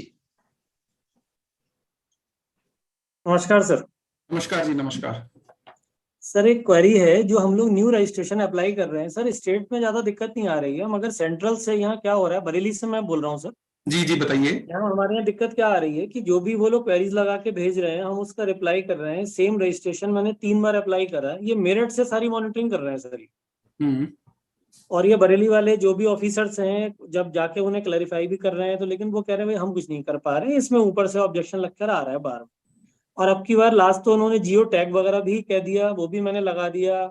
एक एफिडेविट से उनको बांधने की भी कोशिश करी कि भाई कहीं पर एड्रेस में गवर्नमेंट की रिसीट्स में कोई चीज कम होती है और प्रॉपर पूरा नहीं लिखा होता है रिसीट्स वगैरह में। मैंने पार्टनरशिप डीड लगा दी, पैन कार्ड का भी लगा दिया कि भाई वहाँ डिलीवर्ड हो चुका है, जियो लोकेशन भी लगा दी, फिर भी रिजेक्ट करे जा रहे हैं। तो क्या ऐसे रिजेक्शन के अगेंस्ट में एक हम लोग अपील में जा सकते हैं क्या? नहीं, बिल्कुल जा सकते हो, अपील में तो बिल्कुल जा सकते हो आप। और दूसरा ये कि आप ना प्रैक्टिकल में आपको बता रहा हूँ, ऐसे केस में आप सीपी ग्राम करिए। आप ऐसे केसेस में, क्योंकि appeal can be filed against any decision और ऑर्डर। इफ यू इसमें ऑर्डर नहीं है। If you read 107, so appeal can be filed again any decision और ऑर्डर। टू माय माइंड आप इस केस में अपील में भी जा सकते हो, लेकिन प्रैक्टिकल सॉल्यूशन आप सीपी ग्राम करिए। सीपी ग्राम का सेंट्रल गवर्नमेंट का एक पोर्टल है, और अगर ऑफिसर मिसयूज कर रहा है अपनी पावर्स को और आपको प्रॉब्लम का सॉल्यूशन नहीं दे रहा, तो सीपी ग्राम से आपका प्रॉब्लम सॉल्व हो सकता है। और आप ज्यादा टैग से भी तो आप ट्विटर वगैरह यूज करिए, सीबीआईसी को टैग करके, मिनिस्ट्री ऑफ फाइनेंस को टैग करके उनको बताइए कि रिपीटेड क्वेरीज आ रही हैं, सिमिलर क्वेरीज आ रही हैं उनको रेजोल्यूशन के बाद भी। तो ऐसा देखा गया कि सॉल्यूशन मिल गया, काफी लोगों को सॉल्यूशन मिलता है। बाकी appeal can be filed again any decision और ऑर्डर। लेकिन ये ऑर्डर तो कर ही नहीं रहे ना सर। एक डिसीजन तो है ये नॉन, मेरे को basically they are not allowing me to carry out the business. देखो 226 का तो रेमेडी है ही है मेरे पास। तो अगर मान लो यहाँ पे मेरी अपील को वो रिजेक्ट करता है, तो सीधा मैं 226 में चला जाऊंगा ऑनरेबल हाई कोर्ट, क्योंकि ऑल्टरनेट रेमेडी है नहीं मेरे पास, तो मैं रिट रेमेडी यूज करूंगा।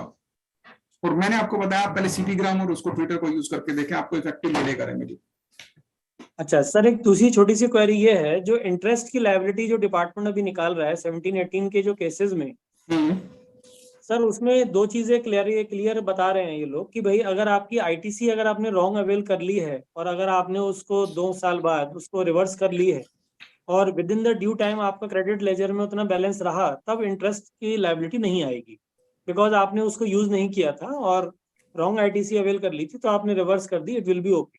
But in case of liability on sale, अगर आपने लेट एक्सेप्ट करी है तो कह रहे हैं इंटरेस्ट आपको देना पड़ेगा, भले ही आपका क्रेडिट में बैलेंस खड़ा रहा हो। क्योंकि जैसे मेरे क्लाइंट के केस में सर क्या हुआ कि एक चालान था, मैंने तभी अगस्त 17 में ही जमा कर दिया, लेकिन क्या हुआ उसका डीआरसी जब मैंने एनुअल रिटर्न 2020 में जाके फाइल करने का नंबर आया, तब ये बात क्लियर सामने आई कि अरे डीआरसी तो हमने करा ही नहीं।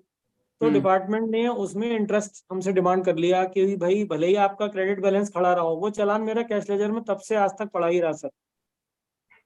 नहीं एकदम ना, डिपार्टमेंट हाँ बिल्कुल मैं बोलता हूँ, डिपार्टमेंट का कहना है कि ये लायबिलिटी ऑन सेल है तो ये आपको देना पड़ेगा, हमारे अकाउंट में तो नहीं आया।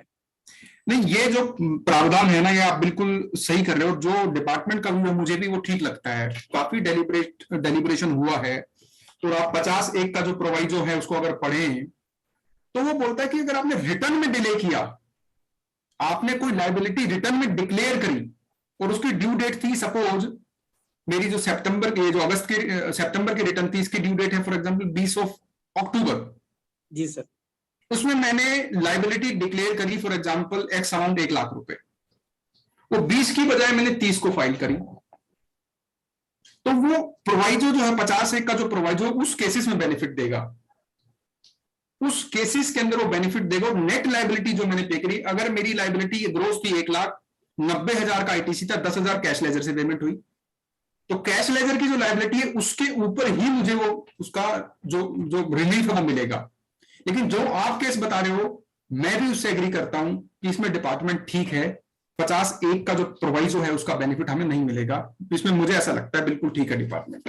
आप 50(1) के प्रोवाइजो को फिर पढ़ें, बार बार पढ़ें, तो आपको भी सेंस आएगी कि हाँ ये ठीक कह रहे हैं इसमें, कि अगर आपने कोई लायबिलिटी छोड़ दी, ऑल टुगेदर छोड़ दी फॉर एग्जाम्पल, और आपको 1 साल बाद याद आया कि मेरी लायबिलिटी थी, तो आप ये नहीं कहेंगे सरकार को कि जिस दिन मुझे वो रिटर्न फाइल करनी थी ड्यू डेट थी उस दिन मेरे आईटीसी में क्रेडिट में लेजर स्टैंड क्रेडिट स्टैंड करता था, तो मैं उस पर इंटरेस्ट पे नहीं करूंगा। To my mind this opinion is not correct, I have to pay interest. Okay sir, but इसके साथ साथ अगर बैलेंस रेगुलर मेरा आउटस्टैंडिंग है तो भी आप कह रहे हैं मेरा क्रेडिट लेजर में बैलेंस खड़ा है या जीएसटी। सर तो बैलेंस एक्चुअली क्या होता है ना, ये कई सारे ऑनरेबल हाई कोर्ट्स में भी डिस्कशन हुआ, सर एक ऑनरेबल हाई कोर्ट ने हमारे फेवर में बात कही, बाकी सबने कहा कि वो जो बैलेंस खड़ा है वो क्लाउड में है, वो किसी के पास है नहीं, सरकार के पास है नहीं, कि उसको अप्रोप्रिएशन आप रिटर्न के थ्रू करते हैं। That balance is standing in the cloud. आप उसका जो अप्रोप्रिएशन है वो तो रिटर्न के माध्यम से करते हैं, डीआरसी से करते हैं, तो वो मेरे पास नहीं है। सरकार के जो सरकार की तरफ से पेश हुए थे वकील, उन्होंने यही कहा कि वो पैसा तो आपका खड़ा हुआ है, वो हमारे पास नहीं आया। हमारे पास पैसा तभी आता है जब आप या तो 3B में फाइल करते हैं या फिर DRC 03 से उसको अप्रोप्रिएट करते हैं। उसका इंटरेस्ट तो सर गवर्नमेंट ही कमा रही है, क्लाइंट को क्या मिल रहा है? सरकार भी इफेक्टिवली कैसे उसको, क्योंकि अप्रोप्रिएट नहीं कर रही, आप समझे इस बात को, क्योंकि जब इनका सेटलमेंट होता है स्टेट्स के साथ तो अप्रोप्रिएशन उसी का होता है जो रिटर्न में फाइल होता है। ठीक है सर, कह सकते हैं, बट अदरवाइज सर मेरे अगर बैंक में पड़ा हुआ है तो बैंक के पास ही है, ये मेरा कहना कैश लेजर में जो पैसा है, आप बोलेंगे मेरा कैश लेजर में पैसा पड़ा था और मुझे 50(1) के प्रोवाइजो में ब्याज नहीं लगना चाहिए, लेकिन उसमें भी उनका जो तर्क होता है, इनके जो वकील कोर्ट में बोलते हैं कि वो पैसा तो आप रिफंड भी ले सकते हो कभी भी, you can any time file application for refund in case of cash ledger. जी sir, okay, thank you sir. Shakir Ali unmute sir नमस्कार। नमस्कार जी, नमस्कार सर, एक 2017-18 केसेस में आईटीसी जो है क्लेम किया हुआ था एक्स्ट्रा, और अभी तक स्टिल वो जो था आईटीसी में बैलेंस है कंटिन्यू। ठीक है। अभी मैंने जब उसके बारे में सर्च किया तो पटना हाई कोर्ट का केस था कि उसमें अगर आपके पास आईटीसी में बैलेंस कंटिन्यू है तो इंटरेस्ट एप्लीकेबल नहीं होगा। देखो वही बात हुई है, इसमें ड्यूअल ओपिनियन है। अगर आपको बेनिफिट देता है ऑफिसर उस जजमेंट का, पटना हाई कोर्ट की जजमेंट का, तो आप उसका बेनिफिट ले लें। लेकिन मेरा पर्सनल ओपिनियन है कि अगर 50(1) का जो प्रोवाइजो है उसका बेनिफिट डिले ऑफ रिटर्न में मिलता है, अगर आपको ऐसा लगता है और आपका ऑफिसर इसको एक्सेप्ट करता है आपके आर्गुमेंट को, आप उसको जरूर ले लें बेनिफिट, इसमें कोई डाउट नहीं है अगर आप उसको कन्विंस कर पा रहे हैं। लेकिन चूंकि अब वो एक हाई कोर्ट का फैसला है और उसी जुरिडिक्शन में लगेगा, अगर सुप्रीम कोर्ट की कोई जजमेंट आती है तब थोड़ा सा ज्यादा सॉलिड ग्राउंड बनता है। आप देखिए उसको, देखिए ऑफिसर को, अगर वो एक्सेप्ट करता है तो। लेकिन मेरी पर्सनल ओपिनियन ऐसा कहता है कि उसमें 50(1) का जो बेनिफिट है प्रोवाइजो का, वो रिटर्न डिले के केस में ही मिलेगा। क्योंकि उनसे बात की सर तो वो कह रहे हैं कि इसका बेनिफिट आपको नहीं मिलेगा, इंटरेस्ट पे करना ही पड़ेगा उसमें आपको। मान नहीं रहे, प्रैक्टिकली फील्ड फॉर्मेशन इसको नहीं मान रहा है। मैं आपको बताऊं, मैं भी काफी जगह अपीयर होता हूं तो वो लोग इसको एक्सेप्ट नहीं करते हैं। वो एक्सेप्ट नहीं कर पा रहे हैं, वो कहते हैं कि नहीं मान पाएंगे, उसको एक्सेप्ट ही नहीं कर पाएंगे। जब तक उच्चतम न्यायालय का कोई फैसला नहीं आएगा इस पे या फिर कोई कानून के अंदर संशोधन नहीं होगा, तब तक थोड़ा सा मुश्किल है कन्विंस करना। राकेश यादव जी अगर आगे मैनपुरी। ठीक है सर। राकेश यादव जी मैनपुरी अनम्यूट करिए अपने आप को। जी जी नमस्कार सर। नमस्कार जी, नमस्कार। हाँ भैया, आप सवाल जो पूछ रहे थे वो 65 का जी जी सर, मेरा प्रश्न ये है कि 17-18 में ऑडिट हो चुका है, ऑडिट की बाद जो कंप्लायंस होती है वो जमा कर दिया गया, फिर भी 61 की नोटिस आई है, पहले सिस्टम जनरेट आई, फिर उन्होंने उसमें एडजॉर्नमेंट लगा के और फर्दर इशू ले लिए हैं। तो इसके बारे में हम रिट में जाएंगे या अपील में? वो तो लगा ही देंगे उसका। आपका सवाल अगर मैं सही समझ पाया तो ये है कि 65 में डीपेस्ट इन्वेस्टिगेशन हो चुका है आपका, जी। सेक्शन 65 जो है इस कानून के अंदर एक ऐसा सेक्शन है जो सबसे डिटेल्ड इन्वेस्टिगेशन की बात करता है, सबसे डीपेस्ट इन्वेस्टिगेशन की बात करता है। 61 बात करता है इंटीमेशन ऑफ डिस्क्रिपेंसीज, यानी आपकी जो रिटर्न आपने फाइल करी उसमें कुछ डिस्क्रिपेंसीज हैं। सवाल ये है, देखो सर आप काफी सीनियर हो प्रोफेशन में, सवाल कई ऑनरेबल हाईकोर्ट ने कहा कि मान लो 65 में कुछ हुआ और उससे छूट गया, ऑफिसर से कुछ छूट गया, सब्सिक्वेंटली डिस्कवर हुआ और 61 का उसने A7010 आपको भेज दिया। तो मेरे हिसाब से मेरा ये मानना है कि आप हाईकोर्ट भी जाएंगे ना तो हाईकोर्ट आपको यही बोलेगा कि आप 61 का जवाब दो। और मान लो चलो हाईकोर्ट ने क्वैश कर दिया 61 को और 65 के बाद आपने उस ऑफिसर ने आपको 73 का और 74 का शो कोच कर दिया, तब आप क्या करेंगे? तो प्रैक्टिकल बात यह है कि आप इस जो रेमेडी आप देख रहे हैं, रिट रेमेडी, कि मैं 65 को चैलेंज करूंगा, 61 को चैलेंज करूंगा क्योंकि मेरा 65 ऑलरेडी हो चुका। तो मुझे ऐसा लगता है कि आजकल ऑनरेबल हाई कोर्ट्स भी ये जो टैक्सेशन वाले जो केसेस है ना, इनमें थोड़ा सा प्रो रेवेन्यू होते हैं। वो बोलते हैं आप इसका 61 का जवाब दे दीजिए, और मान लो आपने जैसे तैसे क्वैश करा भी लिया तो वो आते ही आपके अगेंस्ट 74 या 73 का शो कोच कर देगा। नहीं, वो तो 73 कर ही रहे। 61 का मैंने जवाब दे दिया था उन्हें। हाँ, 61 का जवाब आप दे दीजिए। 61 को क्वैश करा के आपको कुछ होना नहीं है सर, इफेक्टिवली 61 को क्वैश करा के आप ना क्या ही क्वेश्चन करेंगे? करा नहीं, अब 73 में जैसे वो करेंगे तो अब मुझे 73 के बाद अपील में जाना है कि 75 में? 73 के बाद सर आपको अपील में ही जाना पड़ेगा, सब्जेक्ट टू 2 कैविएट्स। अगर आपका 73 गलत तरीके से उसने एडजुडिकेट किया, आपको पीएच नहीं दी, नेचुरल जस्टिस को उसने फॉलो नहीं किया, ब्लेटेंटली शोकोज एकदम गलत है, उस केस में आप डायरेक्ट रिट रेमेडी यूज करेंगे। अगर शोकोज ठीक तरीके से हुआ है तो आप ऑल्टरनेट रेमेडी जो है 107 उसको यूटिलाइज करिए। हाईकोर्ट जाने का कोई इसमें औचित्य नहीं बनेगा क्योंकि हाईकोर्ट भी बोलेगा कि 107 की रेमेडी है आपके पास। तो मुझे ऐसा लगता है कि आप देखिए आपका एडजुडिकेशन कैसे हुआ है, पीएच आपको मिली नहीं मिली, शोकोज आपको स्पीकिंग शोकोज है नहीं है, आपको प्री कंसल्टेशन हियरिंग दी गई है या नहीं दी गई है, आप देखिए एक बार शोकोज को। द क्वालिटी ऑफ शोकोज जो है वो डिपेंड करेगी कि इसको अपील में चैलेंज करना है या इसको डायरेक्ट रिट में चैलेंज करना है। दूसरा सर इस चीज से संबंधित ये है कि जो सिविल वर्क में जो दक्षिणांचल और उत्तरांचल विद्युत निगम के जो कॉन्ट्रैक्ट हैं उन पे रेट ऑफ टैक्स क्या है, ये और मेरी एक समस्या है। ये भी उन्होंने लिया है, ये बढ़ा के लिया, ये कभी उठाया नहीं गया, ये उन्होंने एक्स्ट्रा फर्दर लिया हुआ है ग्राउंड। ये आपकी ना स्पेसिफिक क्वेरी है, ये मुझे रेट की जो नोटिफिकेशन उसमें देखनी पड़ेगी। तो एक बार आप हर जी को भेज दें तो मैं एक बार रेट नोटिफिकेशन को देख के आपको कंफर्म कर पाऊंगा कि ये जो आपकी स्पेसिफिक क्वेरी है किसी एक एंटिटी को लेकर, तो वो मैं नोट कर लूंगा और फिर उसके बाद जो रेट नोटिफिकेशन उसमें देख के आपको बताऊंगा। क्योंकि आप PSUs हैं शायद ये। जी जी, आपकी ये जो एंटिटी है मुझे लगता है कोई स्टेट PSUs है, पब्लिक सेक्टर अंडरटेकिंग है, स्टेट की, स्टेट गवर्नमेंट की कोई PSUs हैं, स्टेट की है। हाँ, तो एक बार आप भेज दीजिए हर्ष जी को और मैं उसको फिर एक बार उसके ऊपर थोड़ा रिसर्च करके आपको बताऊंगा कि क्या रेट लगना चाहिए। ठीक सर, ठीक। क्योंकि रेट का मसला है, कुछ गलत ओरली कुछ गलत मेरे से कोई रेट ना बता दिया जाए। नहीं, भेज दूंगा, भेज विनय दूंगा। अंजारी साहब पुलिस सवाल। हाँ सर, नमस्कार। नमस्कार सर। नमस्कार जी, नमस्कार। नमस्कार। अभी जो प्रीवियस ईयर की आईटी की अनुमति है, और आपकी आवाज नहीं आ रही, कम आ रही आवाज, माइक्रोफोन में पास रखिए।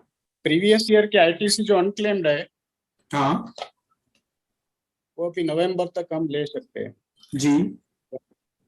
तो 3D में वो कहाँ पर शो करेंगे, क्योंकि रेड फ्लैग तो आ जाएगा ना, इससे ज्यादा अगर है तो 2B से ज्यादा है, हाँ, तो वो कहाँ पर शो करना पड़ेगा, या तो एक्सपेंशन देना पड़ेगा बाद में? सर इसके केस में आपको एक्सप्लेनेशन देना ही पड़ेगा और आप उसकी तैयारी करके रखिए। आपको DRC 01 से इमीडिएटली इशू होगा ही होगा।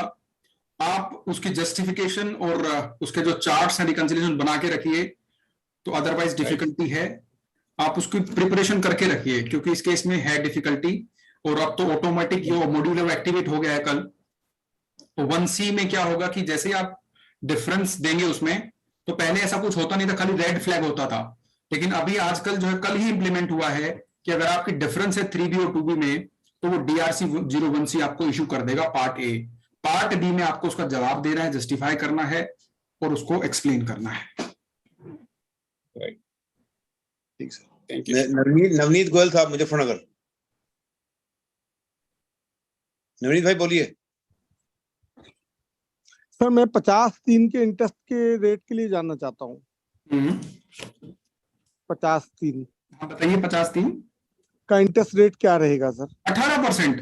इसमें एक कंफ्यूजन थी कि पहले जब GST जब आया था, तो अगर आप आउटपुट टैक्स लायबिलिटी देर से जमा करते हैं तो 18% रेट था, और इनपुट टैक्स क्रेडिट ज्यादा लेते तो 24% का रेट था। लेकिन इसमें संशोधन किया गया और जो नोटिफिकेशन थी रेट की, उसमें रेट्रोस्पेक्टिवली एक साथ 17 से 18% का रेट है, आउटपुट के ऊपर भी और इनपुट के ऊपर। ये सब बाकी सब लोग भी सुन लें, काफी जरूरी संशोधन था ये। और वो नोटिफिकेशन जो है उसके माध्यम से अब 18% का रेट है अगर आप लेट ITC, अगर आपने ITC ज्यादा लिया तब भी, और आपने आउटपुट देर से जमा किया तब भी। बहुत सारे फील्ड फॉर्मेशन को इसकी जानकारी नहीं है, तो आप इसको जरूर इंसिस्ट करें। अगर वो 24% लगा रहा है तो उसको रोक। सर ये नोटिफिकेशन का नंबर दे सकते हैं मेरे को आप? मैं नोटिफिकेशन आपको भेज दूंगा, हर्ष जी को भेज दूंगा नोटिफिकेशन, वो नोटिफिकेशन आपको जरूर लें। Thank you very much sir, so kind sir. नमस्कार भारद्वाज आपको भी सर। कौशिक साहब नमस्कार। नमस्कार सर, नमस्कार। कौशिक जी, 61 में नोटिस इशू हुआ, कंप्लेंट्स नहीं हुई, 73 का नोटिस दे दिया। अभी उसमें 1 महीने का टाइम दिया उन्होंने। उसी बीच में मैं भी 73(8) और 73(5) को देख रहा था। तो 70 में एक्चुअली क्या है, जब उसका DRC 1 आया तो उसमें मैंने उसको टैक्स जमा किया। जब टैक्स जमा किया तो उसमें रेफरेंस नंबर जैसे ही DRC 3 पे जनरेट करता हूं तो उसमें इंटरेस्ट का कहीं क्लॉज नहीं आता, वो only principal amount of tax जो डिफरेंसेस है वो ले रहा है। तो उस कंडीशन में मैंने वो ITC से एडजस्ट कर दिया, चूंकि ऑटोमेटिक ITC एडजस्ट करती थी। ऑलरेडी ITC एडजस्ट करती थी, उससे ऑटोमेटिक एडजस्ट होकर के टैक्स जमा हो गया।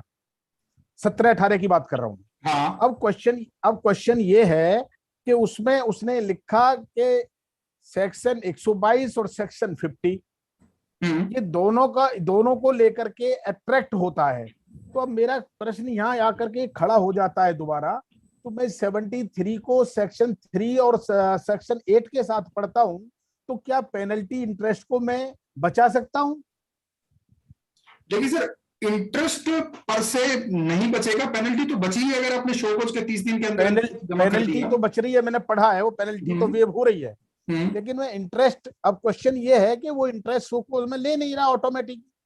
जब DRC 3 जनरेट किया तो आप उसमें जब टेक्निकली उसको रेफरेंस को डालोगे शो कोज नोटिस के को, तो वो सिर्फ आपका टैक्स अमाउंट मांग रहा है। अब जब वो टैक्स अमाउंट मांग रहा है तो मैं इंटरेस्ट कहां से जमा करूं? अब मानो मैं ये आपकी बात मान लूं कि 18% सिंस पीरियड ऑफ जो पीरियड है ड्यूरिंग द बिटवीन का, उसमें उसका इंटरेस्ट जमा कर दूं, तब से लेट भी है तो। लेकिन अब क्वेश्चन यही है कि जब वो ले ही नहीं रहा पोर्टल, या तो मैं DRC दोबारा से सेपरेटली कर दीजिए। भाई साहब आप बिल्कुल ठीक कह रहे हैं और ये बिल्कुल सही ओपिनियन है सुधीर जी आपका।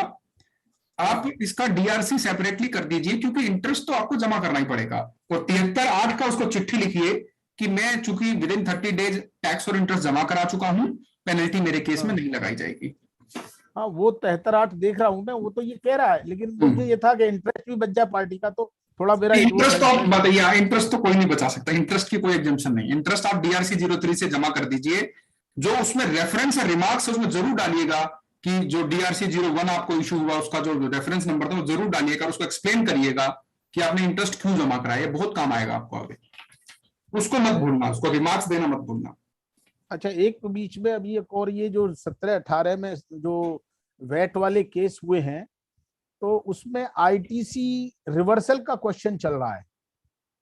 यद्यपि जो स्टॉक है, अभी आपसे पहले भी चर्चा हो रही थी इसमें, अपने ऑनलाइन चल रही थी बात तो जैसे आईटीसी रिवर्स कर रहे हैं, प्रैक्टिकली है क्या कि पार्टी ने कंपाउंड सेलेक्ट कर लिया तो 1% टैक्स दे रहा है वो रेगुलरली, रिसेंटली वो उसमें आ गया रेगुलर में, तो वो तो हमने उसकी जो फॉर्मेलिटी थी वो हमने कर ली, जो भी आईटीसी का स्टॉक का कैलकुलेशन था। अब हम असेसमेंट, चूंकि एक्सपार्टी केस हो गया था तो केस की अब हियरिंग हो रही है। अब उसमें क्या है कि ये क्वेश्चन आ रहा है कि भाई जो स्टॉक है हमारा उस पे आईटीसी को रिवर्स करेंगे हम। अब हम ये कहते हैं भाई रिवर्स क्यों कर रहे हो हमारे को, ये क्वेश्चन हमारी समझ में नहीं आ रहा। और यदि रिवर्स कर रहे हो तो कौन से सेक्शन में करना चाहते हो वो हमें कम से कम बताएं आप। तो ये इस पे हमको क्या करना चाहिए, बेटर रहेगा। आप तो कंपोजिशन से रेगुलर में गए हो ना सर? नहीं, मैं जिस समय 17-18 का जो 3 महीने का केस करा रहा हूँ, मैं उस पीरियड की बात कर रहा हूँ जो वेट में चल रहा है। तो उसमें आरआईटीसी कर रहे हैं वो उसको स्टॉक को लेकर के। तो मेरा ये कहना है कि उस आरआईटीसी क्यों कर रहे हो भाई आप? स्टॉक को तो मानो उसने जब तक रखा तो 1% टैक्स दिया उसने, जब वो उसमें आ गया रेगुलर में तो उसने आईटीसी की रिवर्स की फॉर्मेलिटी करके मैंने उसको रेगुलर कर दिया। बिल्कुल ठीक बात है, क्योंकि वो अपनी आउटपुट लायबिलिटी पे जमा करेगा टैक्स। अच्छा, दूसरी बात एक और, 17-18 से लेकर के वो 20-21 में आकर के रेगुलर में हो रहा है। अब तो उसने तो उस स्टॉक पे 1% की लायबिलिटी पे कर दी कंपोजिशन में, और तो दूसरी स्टॉक बात ही नहीं रहा होगा। दूसरी बात आप ये आर्गुमेंट करिए कि जब मैं कंपोजिशन स्कीम में होता हूं तो जब मैं माल खरीदता हूं, जब मैं कंपोजिशन स्कीम में हूं और जब मैं अपने सप्लायर से माल खरीदता हूं तो उसको भी तो टैक्स दे के आता हूं। उस टैक्स का मुझे आईटीसी नहीं मिलता, वो टैक्स भी तो मेरी कॉस्ट बन गया। और एडिशनली मैंने मेरी वैल्यू एडिशन पे 1% जमा कर दिया, तो उसके ऊपर तो आउटपुट टैक्स जमा करने का सवाल ही, स्टॉक के ऊपर तो टैक्स जमा करने का मेरे विचार में तो सवाल ही पैदा नहीं होता। क्योंकि जब मैं उसको बेचूंगा, अगर मैं फिर कंपोजिशन से रेगुलर में आ गया तो जब मैं उसको सेल करूंगा तब भी उसके ऊपर गवर्नमेंट को टैक्स डिस्चार्ज करूंगा। तो यहां तो मुझे ऐसा लगता है कि जब आप कंपोजिशन से रेगुलर में जाएंगे तो उल्टा जो मेरा टैक्स मेरी कॉस्ट बन गया वो मैं आपको प्रावधान बता दूंगा, वहां पे उसको इनपुट अल्टीमेटली मुझे मिलना चाहिए था, तो डबल टैक्सेशन हो जाएगा। आप समझे, एक बार मैंने सप्लायर को टैक्स दिया, उसका आईटीसी मैंने नहीं दिया, उसके बाद जैसे ही मैं कंपोजिशन से रेगुलर में आया फिर मुझे आउटपुट लायबिलिटी पे टैक्स जमा कराना है, तो ऑलरेडी मैं इनपुट नहीं लेके आया हूं। तो इस केस में तो रिवर्सल है, प्रोविजंस है लॉ में कि आपको जब आप स्कीम से चेंज करते हैं तो आपको आपके स्टॉक के ऊपर आईटीसी मिलेगा। आप किस तरीके से आर्गुमेंट करते हैं? चलिए दिनेश शर्मा जी, दिनेश शर्मा जी अनम्यूट कीजिए अपने आप को। Yes sir. जी पूछिए सर, मेरा एक क्वेश्चन सेक्शन 73 से रिलेटेड है। सेक्शन 73 में 2 सबसेक्शंस हैं। एक में वो पेनल्टी की बात करता है और एक में वो कहता है कि भाई पेनल्टी आपको जमा नहीं करानी पड़ेगी। जो सबसेक्शन 8 है उसमें लिखा है कि भाई आपको पेनल्टी जमा नहीं करानी अगर आप टैक्स और इंटरेस्ट जमा कर देते हैं विदिन 30 डेज। और सबसेक्शन 11 कहता है कि भाई आप अगर टैक्स और इंटरेस्ट जमा कराते हैं और शोकॉज नोटिस इशू हो गया है तो आपको पेनल्टी भी जमा करानी है साथ में। तो 30 दिन में नहीं जमा करोगे तो जमा करना पड़ेगा आपको, लिखा तो साफ साफ 73(8) बोलता है if any person chargeable with tax under subsection 1 और 3 pays such tax along with interest under section 50 within 30 days from the date of issue of show cause, no penalty shall be levied and no penalty shall be payable। 73(8) का अगर आप benefit लेना है तो show कोज issue होने के 30 दिन में आप जमा कर दीजिए जो टैक्स और इंटरेस्ट है। अगर आप उसको प्रोटेस्ट करते हैं, अगर आप एग्री नहीं करते उस डिमांड से, DRC 06 फाइल करते हैं तो उस सिचुएशन में फिर ये 11 अट्रैक्ट होगा कि notwithstanding anything contained in 6 or 8, penalty under subsection 9 shall be payable if any amount of self-assessed tax or amount has not been paid within a period of 30 days। अगर आप 30 डेज में payment नहीं करेंगे then in only that case penalty is attracted। तो 73(8) और 73(11) को अलग अलग कॉन्टेक्स्ट में समझिए। 73(8) जब आता है जब आप उसके SCN से एग्री करते हो और जो उसने दिया उसको मान के आप जमा कर दिया आपने। आप एक उसको चिट्ठी लिखिए कि मैंने टैक्स और इंटरेस्ट एडमिट कर लिया है, जमा कर दिया है, आप इसको प्रोसीडिंग्स को यहां खत्म करिए और पेनल्टी ड्रॉप कर दीजिए। लेकिन अगर आप 30 दिन के अंदर भुगतान नहीं करेंगे ब्याज का और कर का, तो फिर वो तो ऑब्वियस सी बात है, आप 73(8) का बेनिफिट छोड़ दीजिए। फिर आप सर मेरे पास एक नोटिस आई थी 70 SMT 10 आई थी,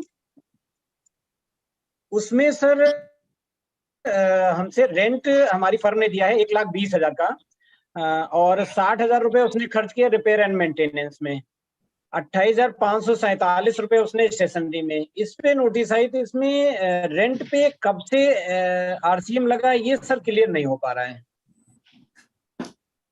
आपकी कंपनी को एक शो कॉज नोटिस आता है, उसमें आप रेंट पे कर रहे हो। जी सर। रेंट पे आप जो कर रहे हो उस पे जो प्रावधान में संशोधन आया था वो 2022 में अक्टूबर के आसपास वो प्रावधानों में अमेंडमेंट आई थी। अच्छा अच्छा, ठीक है सर। और अक्टूबर में जो संशोधन आया था वो संशोधन ये आया था कि अगर आप रेजिडेंशियल ड्वेलिंग, मतलब आप बात समझना मेरी, वो जो बदलाव ये आया था वो बदलाव ये आया था कि वो रेजिडेंशियल ड्वेलिंग के लिए अगर आप किराया देते हैं तब वो रिवर्स चार्ज बिजनेस एंटिटी को लग रहा था। अब रेजिडेंशियल ड्वेलिंग का मतलब ये है कि आप ये देखिए कि वो प्रॉपर्टी क्या आपका जो निगम है उसके रिकॉर्ड्स में कैसी है, रेजिडेंशियल है या कमर्शियल है, उसका बिजली का बिल रेजिडेंशियल आता है या कमर्शियल आता है। तो अगर प्रॉपर्टी सर ये ग्रामीण क्षेत्र में गैस एजेंसी है और उसने अपने पिताजी की जमीन पर जो है ये गैस एजेंसी खोली थी, और उस गैस एजेंसी में उसने खर्चा पिताजी को दिखाने के लिए खाली 1,20,000 रुपए बैलेंस शीट में डलवा दिया, कोई पेमेंट नहीं किया गया इसका। हाँ, इसीलिए हमें ये सिद्ध करना है ऑफिसर को कि ये जो प्रॉपर्टी है, ये जो जगह है, ये जो ड्वेलिंग है, ये रेजिडेंशियल ड्वेलिंग नहीं है। रेजिडेंशियल ड्वेलिंग वो ड्वेलिंग होती है जहां पर रहने की, सोने की और खाना बनाने की व्यवस्था हो। रेजिडेंशियल ड्वेलिंग वो होती है जहां का बिजली का मीटर डोमेस्टिक आता हो। रेजिडेंशियल ड्वेलिंग वो ड्वेलिंग होती है जिसका निगम के रिकॉर्ड में वो रेजिडेंशियल हो। अगर वो जगह इन तीनों में से किसी कंडीशन को सेटिस्फाई नहीं कर रही तो मुझे ऐसा लगता है कि गैस एजेंसी उन्होंने जो ली है उसका आप मीटर वगैरह देखिए, वो सब बात उसको बताइए कि ये रेजिडेंशियल ड्वेलिंग नहीं है, ये बेसिकली एक कमर्शियल ड्वेलिंग है और इस पे RCM नहीं बनता मेरे ओपिनियन से। आप इस बात को प्रूव करिए ऑफिसर को कि ये रेजिडेंशियल ड्वेलिंग नहीं है, ये कमर्शियल ड्वेलिंग, और कमर्शियल ड्वेलिंग के ऊपर RCM नहीं लगता।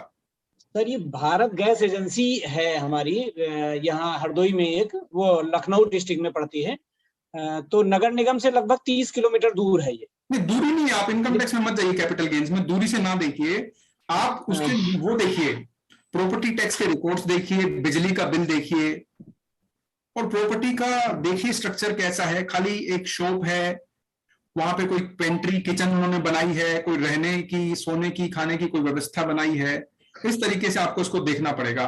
कानून इसके ऊपर साइलेंट है कानून में, लेकिन ये सब जो चीजें हैं ये दूसरे एक्ट्स को थोड़ा सा रिसर्च करके बोरो की गई हैं कि भाई रेजिडेंशियल ड्वेलिंग का मतलब क्या होगा। GST कानून उसको परिभाषित नहीं करता। जो अधिसूचना है रिवर्स चार्ज की उसमें ये लिखा गया कि अगर आप रेजिडेंशियल ड्वेलिंग लेट आउट करते हो बिजनेस एंटिटी को तो RCM देना है बिजनेस एंटिटी को। तो अब हमें यह सिद्ध करना है हमारे अधिकारी को कि जो जगह है वो रेजिडेंशियल ड्वेलिंग नहीं है, तो रेजिडेंशियल ड्वेलिंग नहीं है तो RCM नहीं लगता उसके ऊपर। और मैंने आपको 3 उसके टेस्ट बताए, बिजली का रिकॉर्ड, निगम का रिकॉर्ड और प्रॉपर्टी का स्ट्रक्चर। वो वैसे तो रेजिडेंशियल नहीं है सर, वो इसलिए नहीं है क्योंकि वो एक बाउंड्री वाल बनी हुई है, उस बाउंड्री वाल में टीन सेट पड़ा हुआ है, उसमें गैस एजेंसी का प्रॉपर काम हो रहा है। बस तो ठीक है। बिजली कनेक्शन है क्या? बिजली कनेक्शन है सर। वो कनेक्शन देखिए किस तरीके का है, कमर्शियल है या रेजिडेंशियल है? नहीं, अब वो गैस एजेंसी को दिया नहीं, गैस एजेंसी से मतलब नहीं है। जब साहब कह रहे हैं, आपसे बार बार कह रहे हैं कि देखिए 2 चीज होती है, एक रिहायशी है, एक है औद्योगिक। अब वो औद्योगिक पर्पज के लिए है, कमर्शियल व्यापारिक स्थल है, व्यापार स्थल है, या रिहायश के लिए है, निवास के लिए है? अगर ये निवास देख पे लेंगे है, सर। अगर निवास के लिए है वो कनेक्शन, तो आपके पर आरसीएम की लायबिलिटी आ जाएगी। ये अगर सर कमर्शियल है, 17-18 के केस में है। चाहे 17-18 हो या 18-19 हो, 17-18 में तो आपको वो तो प्रोविजन ही अभी बाद में आया भाई साहब। 17-18 में तो प्रोविजन ही नहीं था। ये तो अधिसूचना अभी 2022 में जारी की गई है। जी सर, वही वहाँ टैक्स की लायबिलिटी नहीं आएगी आपको, पहले उनसे कह देना अधिकारी साहब। सर 17-18 में 2 महीने जो शुरू में 2 महीनों का जो था ना, जो 5000 से अबव के जो एक्सपेंसेस थे, 994 की बात आप कर रहे हैं। हाँ, तो सर वो उसके उसमें कवर कर रहे होंगे उसको।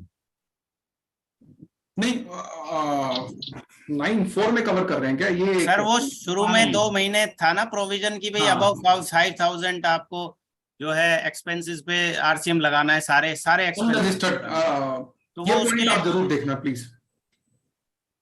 वो आप देख लीजिए कमलेश जी, बाद में 9-4 का पॉइंट जरूर दिमाग में। संदीप जी वो परचेज के ऊपर था सर, वो रेंट पे नहीं था, परचेज के ऊपर। नहीं, वो सब पे था, वो सारे अनरजिस्टर्ड एक्सपेंसेस, वो सब पे, सारे एक्सपेंसेस पे लागू था सर। सब पे था, वो सब पे लागू था। हाँ जी, तो अक्टूबर में उसको हटा दिया गया था। हाँ, बाद में हटाया गया गया था वो। तो वो 2-2.5 महीने चला था सर शुरू में। ठीक सर। संजय भटनागर जवाब आ जाओ। ठीक है sir, thank you sir. Vikram sir, सबसे पहले तो आपको बहुत बहुत बधाई सर, आपने इतना शानदार डेलीब्रेशन दिया सर। Thank you sir. मेरे 2 क्वेश्चन है सर। एक क्वेश्चन ये है कि जो अभी 1 अक्टूबर से ये जो चेंजेस आ रहे हैं सर, इसमें जो क्लैरिफैक्टरी है ना सर, जो 180 डेज वाला, 180 डेज के में यदि आप पेमेंट नहीं करते हो अपने सप्लायर को, तो आपको आउटपुट लाइबिलिटीज के अंदर उसको ऐड करके देना है सर। उसके अंदर उन्होंने एक क्लैरिफैक्टरी यहाँ पर वो डाल दिया कि जो इंटरेस्ट का कैलकुलेशन है वो होगी 53 के अकॉर्डिंग इंस्टेड ऑफ 51, 50 सबसेक्शन 1। यदि दोनों जगह 18% का है तो सर इन दोनों चीजों को क्यों लाए? आई थिंक मुझे अभी भी लगता है कि सर 53 के अंदर 24% तो नहीं है। बिल्कुल भी नहीं है। मैं आपको मतलब बड़े विश्वास के साथ बताता हूँ, क्योंकि एक केस में मैं आर्ग्यू कर रहा हूँ। जब पहले मैं सर जब पहले आया था, पहले ये दोनों चीजें जब एक्ट जब बना था तब दोनों चीज, नोटिफिकेशन को पर्सनली देख रहा हूँ, उस पर बेनिफिट ले चुका हूँ, और काफी बिलीव के साथ कह रहा हूँ कि मैं आपको भेजता हूँ नोटिफिकेशन। नहीं सर, वो मुझे भी एग्जैक्टली सर मालूम है, बट ये जो आया है क्लैरिफिकेशन आया है इसलिए बात समझिए कि पहले 16(2) का जो सेकंड प्रोवाइजो था वो पुराने रिटर्न सिस्टम के अकॉर्डिंग इन्होंने डिजाइन किया था, उसको ड्राफ्ट किया था। वो कभी हो नहीं पाया, 1, 2, 3 का कॉन्सेप्ट हो नहीं पाया। ये आप मैं अपने मन से नहीं कह रहा हूं, मैंने जीएसटी काउंसिल की मिनट्स पढ़ी। जो सवाल आपके मन में ये मेरे मन में भी आया, और मैंने फिर मिनट्स को खंगाला कि काउंसिल ने क्या डिस्कशन किया इस मुद्दे पे। तो जीएसटी काउंसिल की जो पॉलिसी विंग है, उन्होंने ये बताया जीएसटी काउंसिल को कि इसमें विसंगति है, और ये 16(2) का सेकंड प्रोवाइजो पुराने रिटर्न सिस्टम के हिसाब से डिजाइंड है, वर्डेड है, ड्राफ्टेड है। इसको आज का जो सिस्टम है जीएसटीआर 1, 2B और 3B के हिसाब से करने की आवश्यकता है। इसको काउंसिल ने एक्सेप्ट किया और कहा कि the words it will be added to the output tax liability shall be replaced with 2 words, it shall be reversed और paid, and interest shall be paid in terms of section 50 subsection 3। और 50(3) बात करता है input tax credit wrongly availed और utilised. अब 50(3) में भी संशोधन हो गया। 50(3) में संशोधन ये हुआ, पहले 50(3) कहता था कि अगर आप अवेल भी कर लेंगे तो आपको ब्याज देना पड़ेगा। बिल्कुल। संशोधन के बाद में चेंज हुआ कि उसमें यूटिलाइजेशन इंप्लीमेंट हो गया, यूटिलाइजेशन पे है, अवेल्ड एंड यूटिलाइज्ड। अवेलमेंट के साथ साथ आपको उसको यूटिलाइज भी करना पड़ेगा। तो मुझे लगता है 16(2) का सेकंड प्रोवाइजो 50(3) के साथ ठीक है, और 50(3) का जो ब्याज है वो दोनों पे 18% है। बहुत ऑफिसर्स को कंफ्यूजन है, हमने ठीक भी कराया आपको, और वो एक्सेप्ट भी हुआ। रेट्रोस्पेक्टिव अमेंडमेंट हुई है। सर दूसरा मेरा क्वेश्चन ये है, एक मेरे साथी अधिवक्ता की ही प्रॉब्लम है।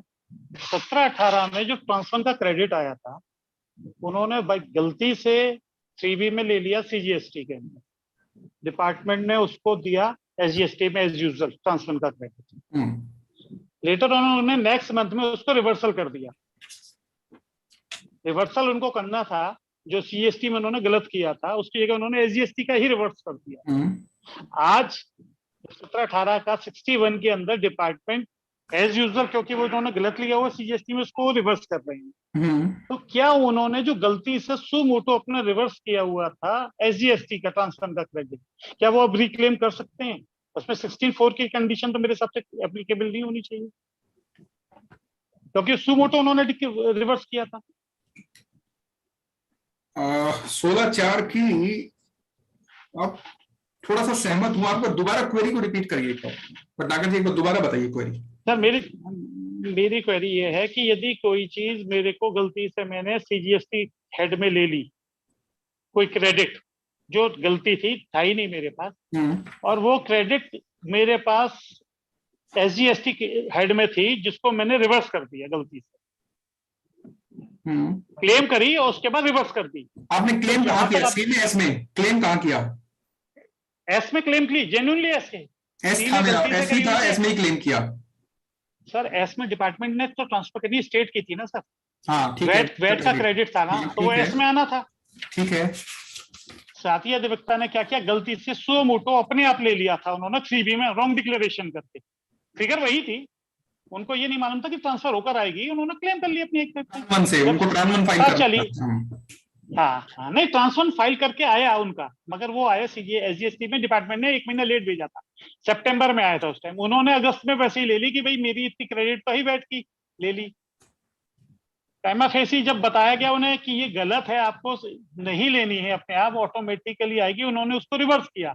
पर गलती उन्होंने ये करी रिवर्स करने में कि जहां पर उन्होंने ली थी सीजीएसटी हेड में, उसको रिवर्स करना था। सीजीएसटी के उन्होंने जो जेन्युइनली एसजीएसटी हेड में आई हुई थी उसको रिवर्स कर दिया।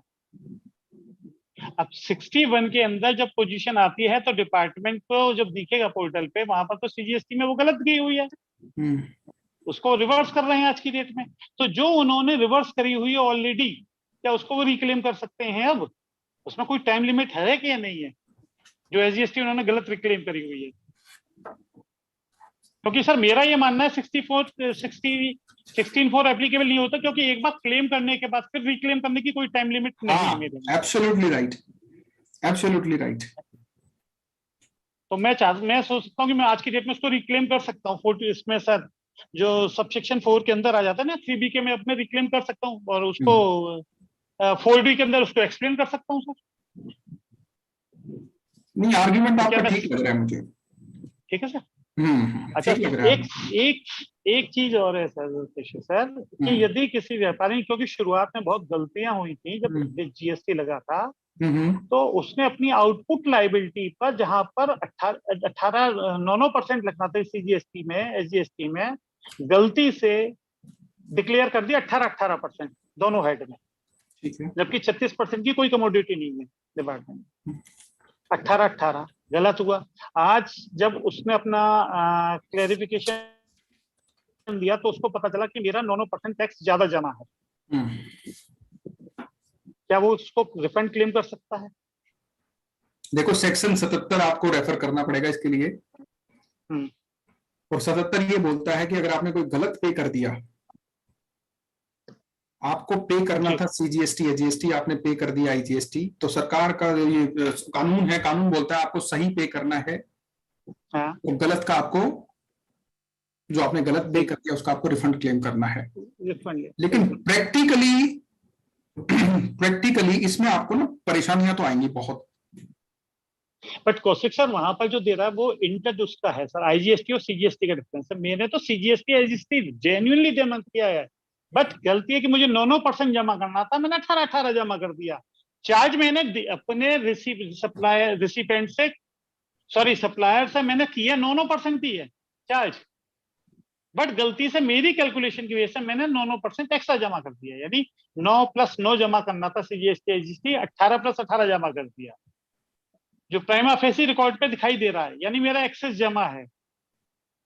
डिपार्टमेंट उसी समझ गया, मैं आपकी प्रॉब्लम बिल्कुल समझ गया हूँ। मैं तो, मेरे पास भी खुद एक प्रैक्टिकल, एक दिल्ली में company DMs Delhi milk scheme, उनका तो आपको मैं क्या बताऊं, कोई 20 करोड़ रुपए ज्यादा जमा हो गया ऐसे ही, जैसा आप बता रहे हैं। और कानून के अंदर कुछ अभी नजर नहीं आ रहा। मैं 77 में सोच रहा हूं उसको कवर करने की, लेकिन इसमें ना बहुत, मतलब बोलता है ना, नाको चने चबाने पड़ेंगे। इसमें रिलीफ मिलना बहुत मुश्किल है, क्योंकि आप एक ना फैसला बताता हूं, भारतीय एयरटेल का सुप्रीम कोर्ट का फैसला है और उसमें ऑनरेबल सुप्रीम कोर्ट ने इनको मना कर दिया। उसमें उस फैसले में भारती एयरटेल ने 3B के अंदर इंटरेस्ट जमा कर दिया ज्यादा, इसलिए जमा कर दिया ज्यादा क्योंकि उसका क्रेडिट उसमें आया नहीं था, कुछ वो क्रेडिट बाद में आया था। तो फिर भारती एयरटेल के जो एडवोकेट्स थे उन्होंने आर्ग्यू किया कि ये जो टैक्स है ये विदाउट अथॉरिटी ऑफ लॉ हमने पे कर दिया। तो ऑनरेबल सुप्रीम कोर्ट ने उनको रिलीफ उस केस में नहीं दिया था। तो ये फैसला भी हमारे लिए एक मुश्किल पैदा करेगा क्योंकि उस फैसले को कई ऑफिसर यूज करते हैं। 77 का तो सर यदि 77 में सर इसको हम 77 की जगह इसके लिए हम रिफंड क्लेम करें क्योंकि हमारे कैश लेजर से गया है, तो क्या हम इस पे डिपॉजिट ऑफ टैक्स बिल्कुल ठीक है। अब अदर्स में इसका रिफंड फाइल करके और डायरेक्ट जैसे वो रिजेक्ट करेंगे हम ऑनरेबल हाई कोर्ट में रिट फाइल करके आर्ग्यूमेंट करेंगे कि this tax was paid without authority of law, it was not payable at all. Statute के अंदर 9% का रेट है, इट वाज कलेक्टेड और paid without authority of law, therefore this amount should be refunded. Sir it was collected 9%। हां yes yes. तो difficulty तो होगी थोड़ा सा इस केस में। तो एक्शन सही है सर, ये स्टेप सही है जो मैं ले रहा हूं। उसके अलावा आप कर नहीं सकते हैं कुछ। हाँ और कुछ है नहीं सर। 77 के अंदर आप मैच नहीं करता क्योंकि 77 का एक थीम दे सकते हैं कि इस तरीके से स्टैट्यूट पार्लियामेंट की इंटेंशन, स्टेट लेजिस्लेचर की इंटेंशन है कि आप गलत टैक्स जमा करा रहे हैं और तो आपको टैक्स तो उतना ही जमा करना है जितना अथॉरिटी ऑफ लॉ में लिखा हुआ है। जबकि हाईकोर्ट ने आरके ज्वेलर्स के केस में राजस्थान हाईकोर्ट ने एक जगह लिखा था ना कि गवर्नमेंट इज एक्सचेकर्स के लिए सीजीएसटी रजिस्टर का अलग अलग हेड में जमा करो तो रेवेन्यू को कोई लॉस नहीं हो रहा है। वो 77 के काउंटर में किसी से दिया था उन्होंने। इस केस में ना हाई कोर्ट को भी सरकार कन्विंस कर देगी जो आप केस बता रहे हो।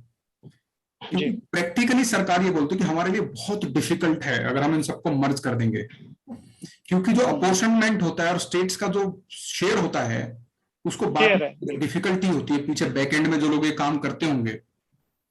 तो इसीलिए सरकार ने एक दो जगह एफिडेविट भी दिया है कि बहुत मुश्किल काम है। एक यहाँ पे दिल्ली में कोई पीताम्बर बुक्स की भी जजमेंट है, उसमें भी सरकार ने कहा कि हमारे लिए प्रैक्टिकली बहुत डिफिकल्ट है, इसको एक बास्केट हम नहीं मान सकते, इसके अंदर उनको कोई कॉन्स्टिट्यूशनल चैलेंजेस भी आते हैं अपॉर्शनमेंट के। तो इसीलिए ये प्ली ज्यादा दिन तक एक्सेप्ट नहीं होगा। ऑनरेबल सुप्रीम कोर्ट भी मुझे लगता है कि इनके फेवर में डिसीजन देगा, क्योंकि उस बंटवारे को लेकर बहुत बड़ी डिफिकल्टी क्रिएट हो जाएगी बैकएंड में अगर सब कुछ एक कर दिया तो। बट सर मेरे मैटर में तो अपॉर्शनमेंट का तो कोई है ही नहीं क्योंकि एडजस्टी का मैटर है ही नहीं यहाँ पर। यहाँ तो सीजीएसटी रजिस्ट्री एक्सेस जमा। अपॉर्शनमेंट आपका हो गया होगा, कैसे नहीं हुआ होगा? आपने जो क्वेश्चन फाइल कर दिया, पे कर दिया, वो उन्होंने थोड़ी देखा होगा कि इनका 28 बनता था 18 बनता था। अपॉर्शनमेंट तो हो गया होगा, सेंट्रल का स्टेट चला गया होगा। चलिए sir, thank you very much. बहुत अच्छा लगा sir, thank you very much sir. बहुत अच्छा आज का डेलिब्रेशन रहा, बहुत इंटरेस्टिंग। लोगों के क्वेश्चंस लोगों के आपके आए सामने, आपने जवाब दिए। They are all very satisfied जो लग रहा है चेहरे से मुझे सबके। और अब मैं इसको समअप करने के लिए आज की वेबिनार को अपने जॉइंट सेक्रेटरी उत्तर प्रदेश कृषि संगठन के मिस्टर अमित शर्मा जी से रिक्वेस्ट करूंगा गाजियाबाद से कि प्लीज आज का वोट ऑफ थैंक्स करें और उसके बाद आप राष्ट्रगान आप करेंगे।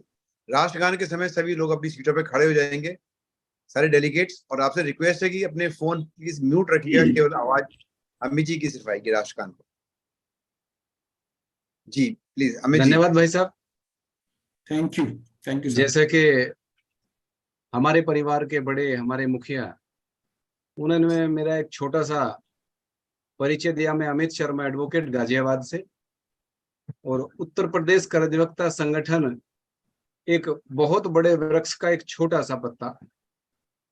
तो आज तो बिल्कुल किसी का मन ही नहीं कर रहा है कि इस सेमिनार को, वेबिनार को हम छोड़ के जाएं, क्योंकि जो बताने का तरीका बिल्कुल ऐसे जैसे आम बोलचाल में हम सब बातचीत कर रहे हैं, उस आमने सामने बैठ के एक कमरे में बैठ के हम बात कर रहे हैं एक दूसरे से। और इससे भी बड़ी बात कि आज का जो टॉपिक हमने लिया, आज का जो टॉपिक है, आज की समस्या है, क्या परिवर्तन हो रहे हैं, उसके साथ साथ क्या चीजें और जुड़ गई। आजकल जैसे सेक्शन 73, 61 के तो करीब करीब खत्म ही है, 73 के नोटिस आ गए, और उनमें भी जो प्रैक्टिकल प्रॉब्लम्स हैं कई में बहुत सारी ऐसी चीजें भी भाई साहब ने बताई, कौशिक साहब ने, कि जो किताब में लिखी भी नहीं है, क्योंकि प्रैक्टिकल प्रॉब्लम तो ऐसी होती है कि कई बार हमारे लॉ के साथ होती है, कई बार लॉ से अलग भी होती है।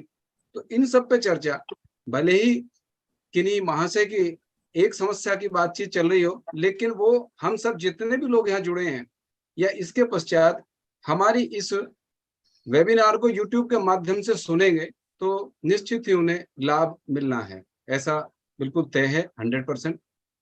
एक पहली बात, बहुत बहुत बहुत धन्यवाद विनोद कौशिक जी का। आप चार्टर्ड अकाउंटेंट हैं, जैसे कि वेबिनार से पहले ही इतना बढ़िया परिचय आपका दिया गया था, तो मैं तो कहता हूँ वो भी कम था, उससे कहीं ज्यादा।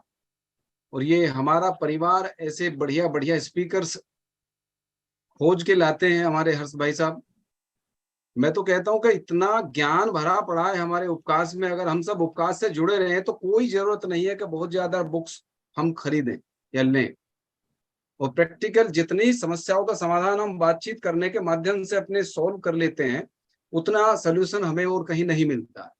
तो आपका बहुत बहुत धन्यवाद कि आप हमारे इस वेबिनार में आए, हमें इतना ज्ञान दिया, इतनी अच्छी अच्छी समस्याओं के समाधान दिए जो आजकल चल रहे हैं, और हम अपने आप को कैसे बचाएं, कैसे अपनी पेनल्टीज को बचा सकते हैं। 73(8) में हम जमा करेंगे टैक्स को, फिर उसका इंटरेस्ट भी जमा कर देंगे, तो कैसे रिप्लाई हमको देना है ताकि हम फिर वो 73(11) से बच सकते हैं। तो कैसे मतलब हम इन चीजों को, अपनी चीजों का, अपनी परेशानियों का समाधान करें। बहुत बहुत बहुत बहुत धन्यवाद। मैं बार बार भी धन्यवाद अगर आपका कहूंगा तो भी कम होगा। कौशिक साहब आपका वाकई बहुत बहुत धन्यवाद। और साथ ही साथ इस वेबिनार में जुड़े हुए हमारे सभी साथियों का भी बहुत बहुत धन्यवाद।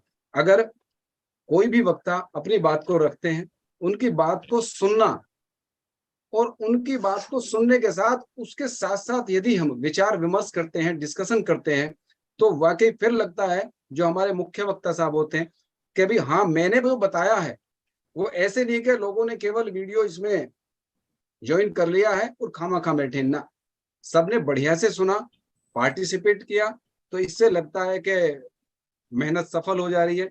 196 भी वेबिनार है सर ये हमारी, और हर सप्ताह होती है, शनिवार को हर सप्ताह होती है, बिना रुके बिना थके चला देने वाले ऐसे हमारे परिवार के बुजुर्ग, हमारे मुखिया, आपको भी सादर प्रणाम, सादर धन्यवाद। और मैं अपने मन से, अपने हृदय से आप सभी साथियों को बारंबार धन्यवाद देता हूं, आपका अभिनंदन करता हूं।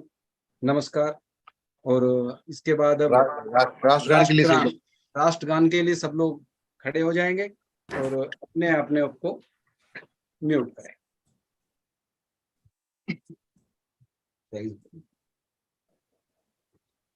जन गण मन अधिनायक जया है, भारत भाग्य विधाता, पंजाब सिंध गुजरात मराठा, द्राविड़ उत्कल बंगा, विंध्य हिमाचल यमुना गंगा, उछल जलधि तरंगा, तब शुभ नामे जागे, तब शुभ आशीष मांगे, गावे तब जय गाथा, जन गण मंगल दायक जय हे, भारत भाग्य विधाता, जय हे जय हे जय हे,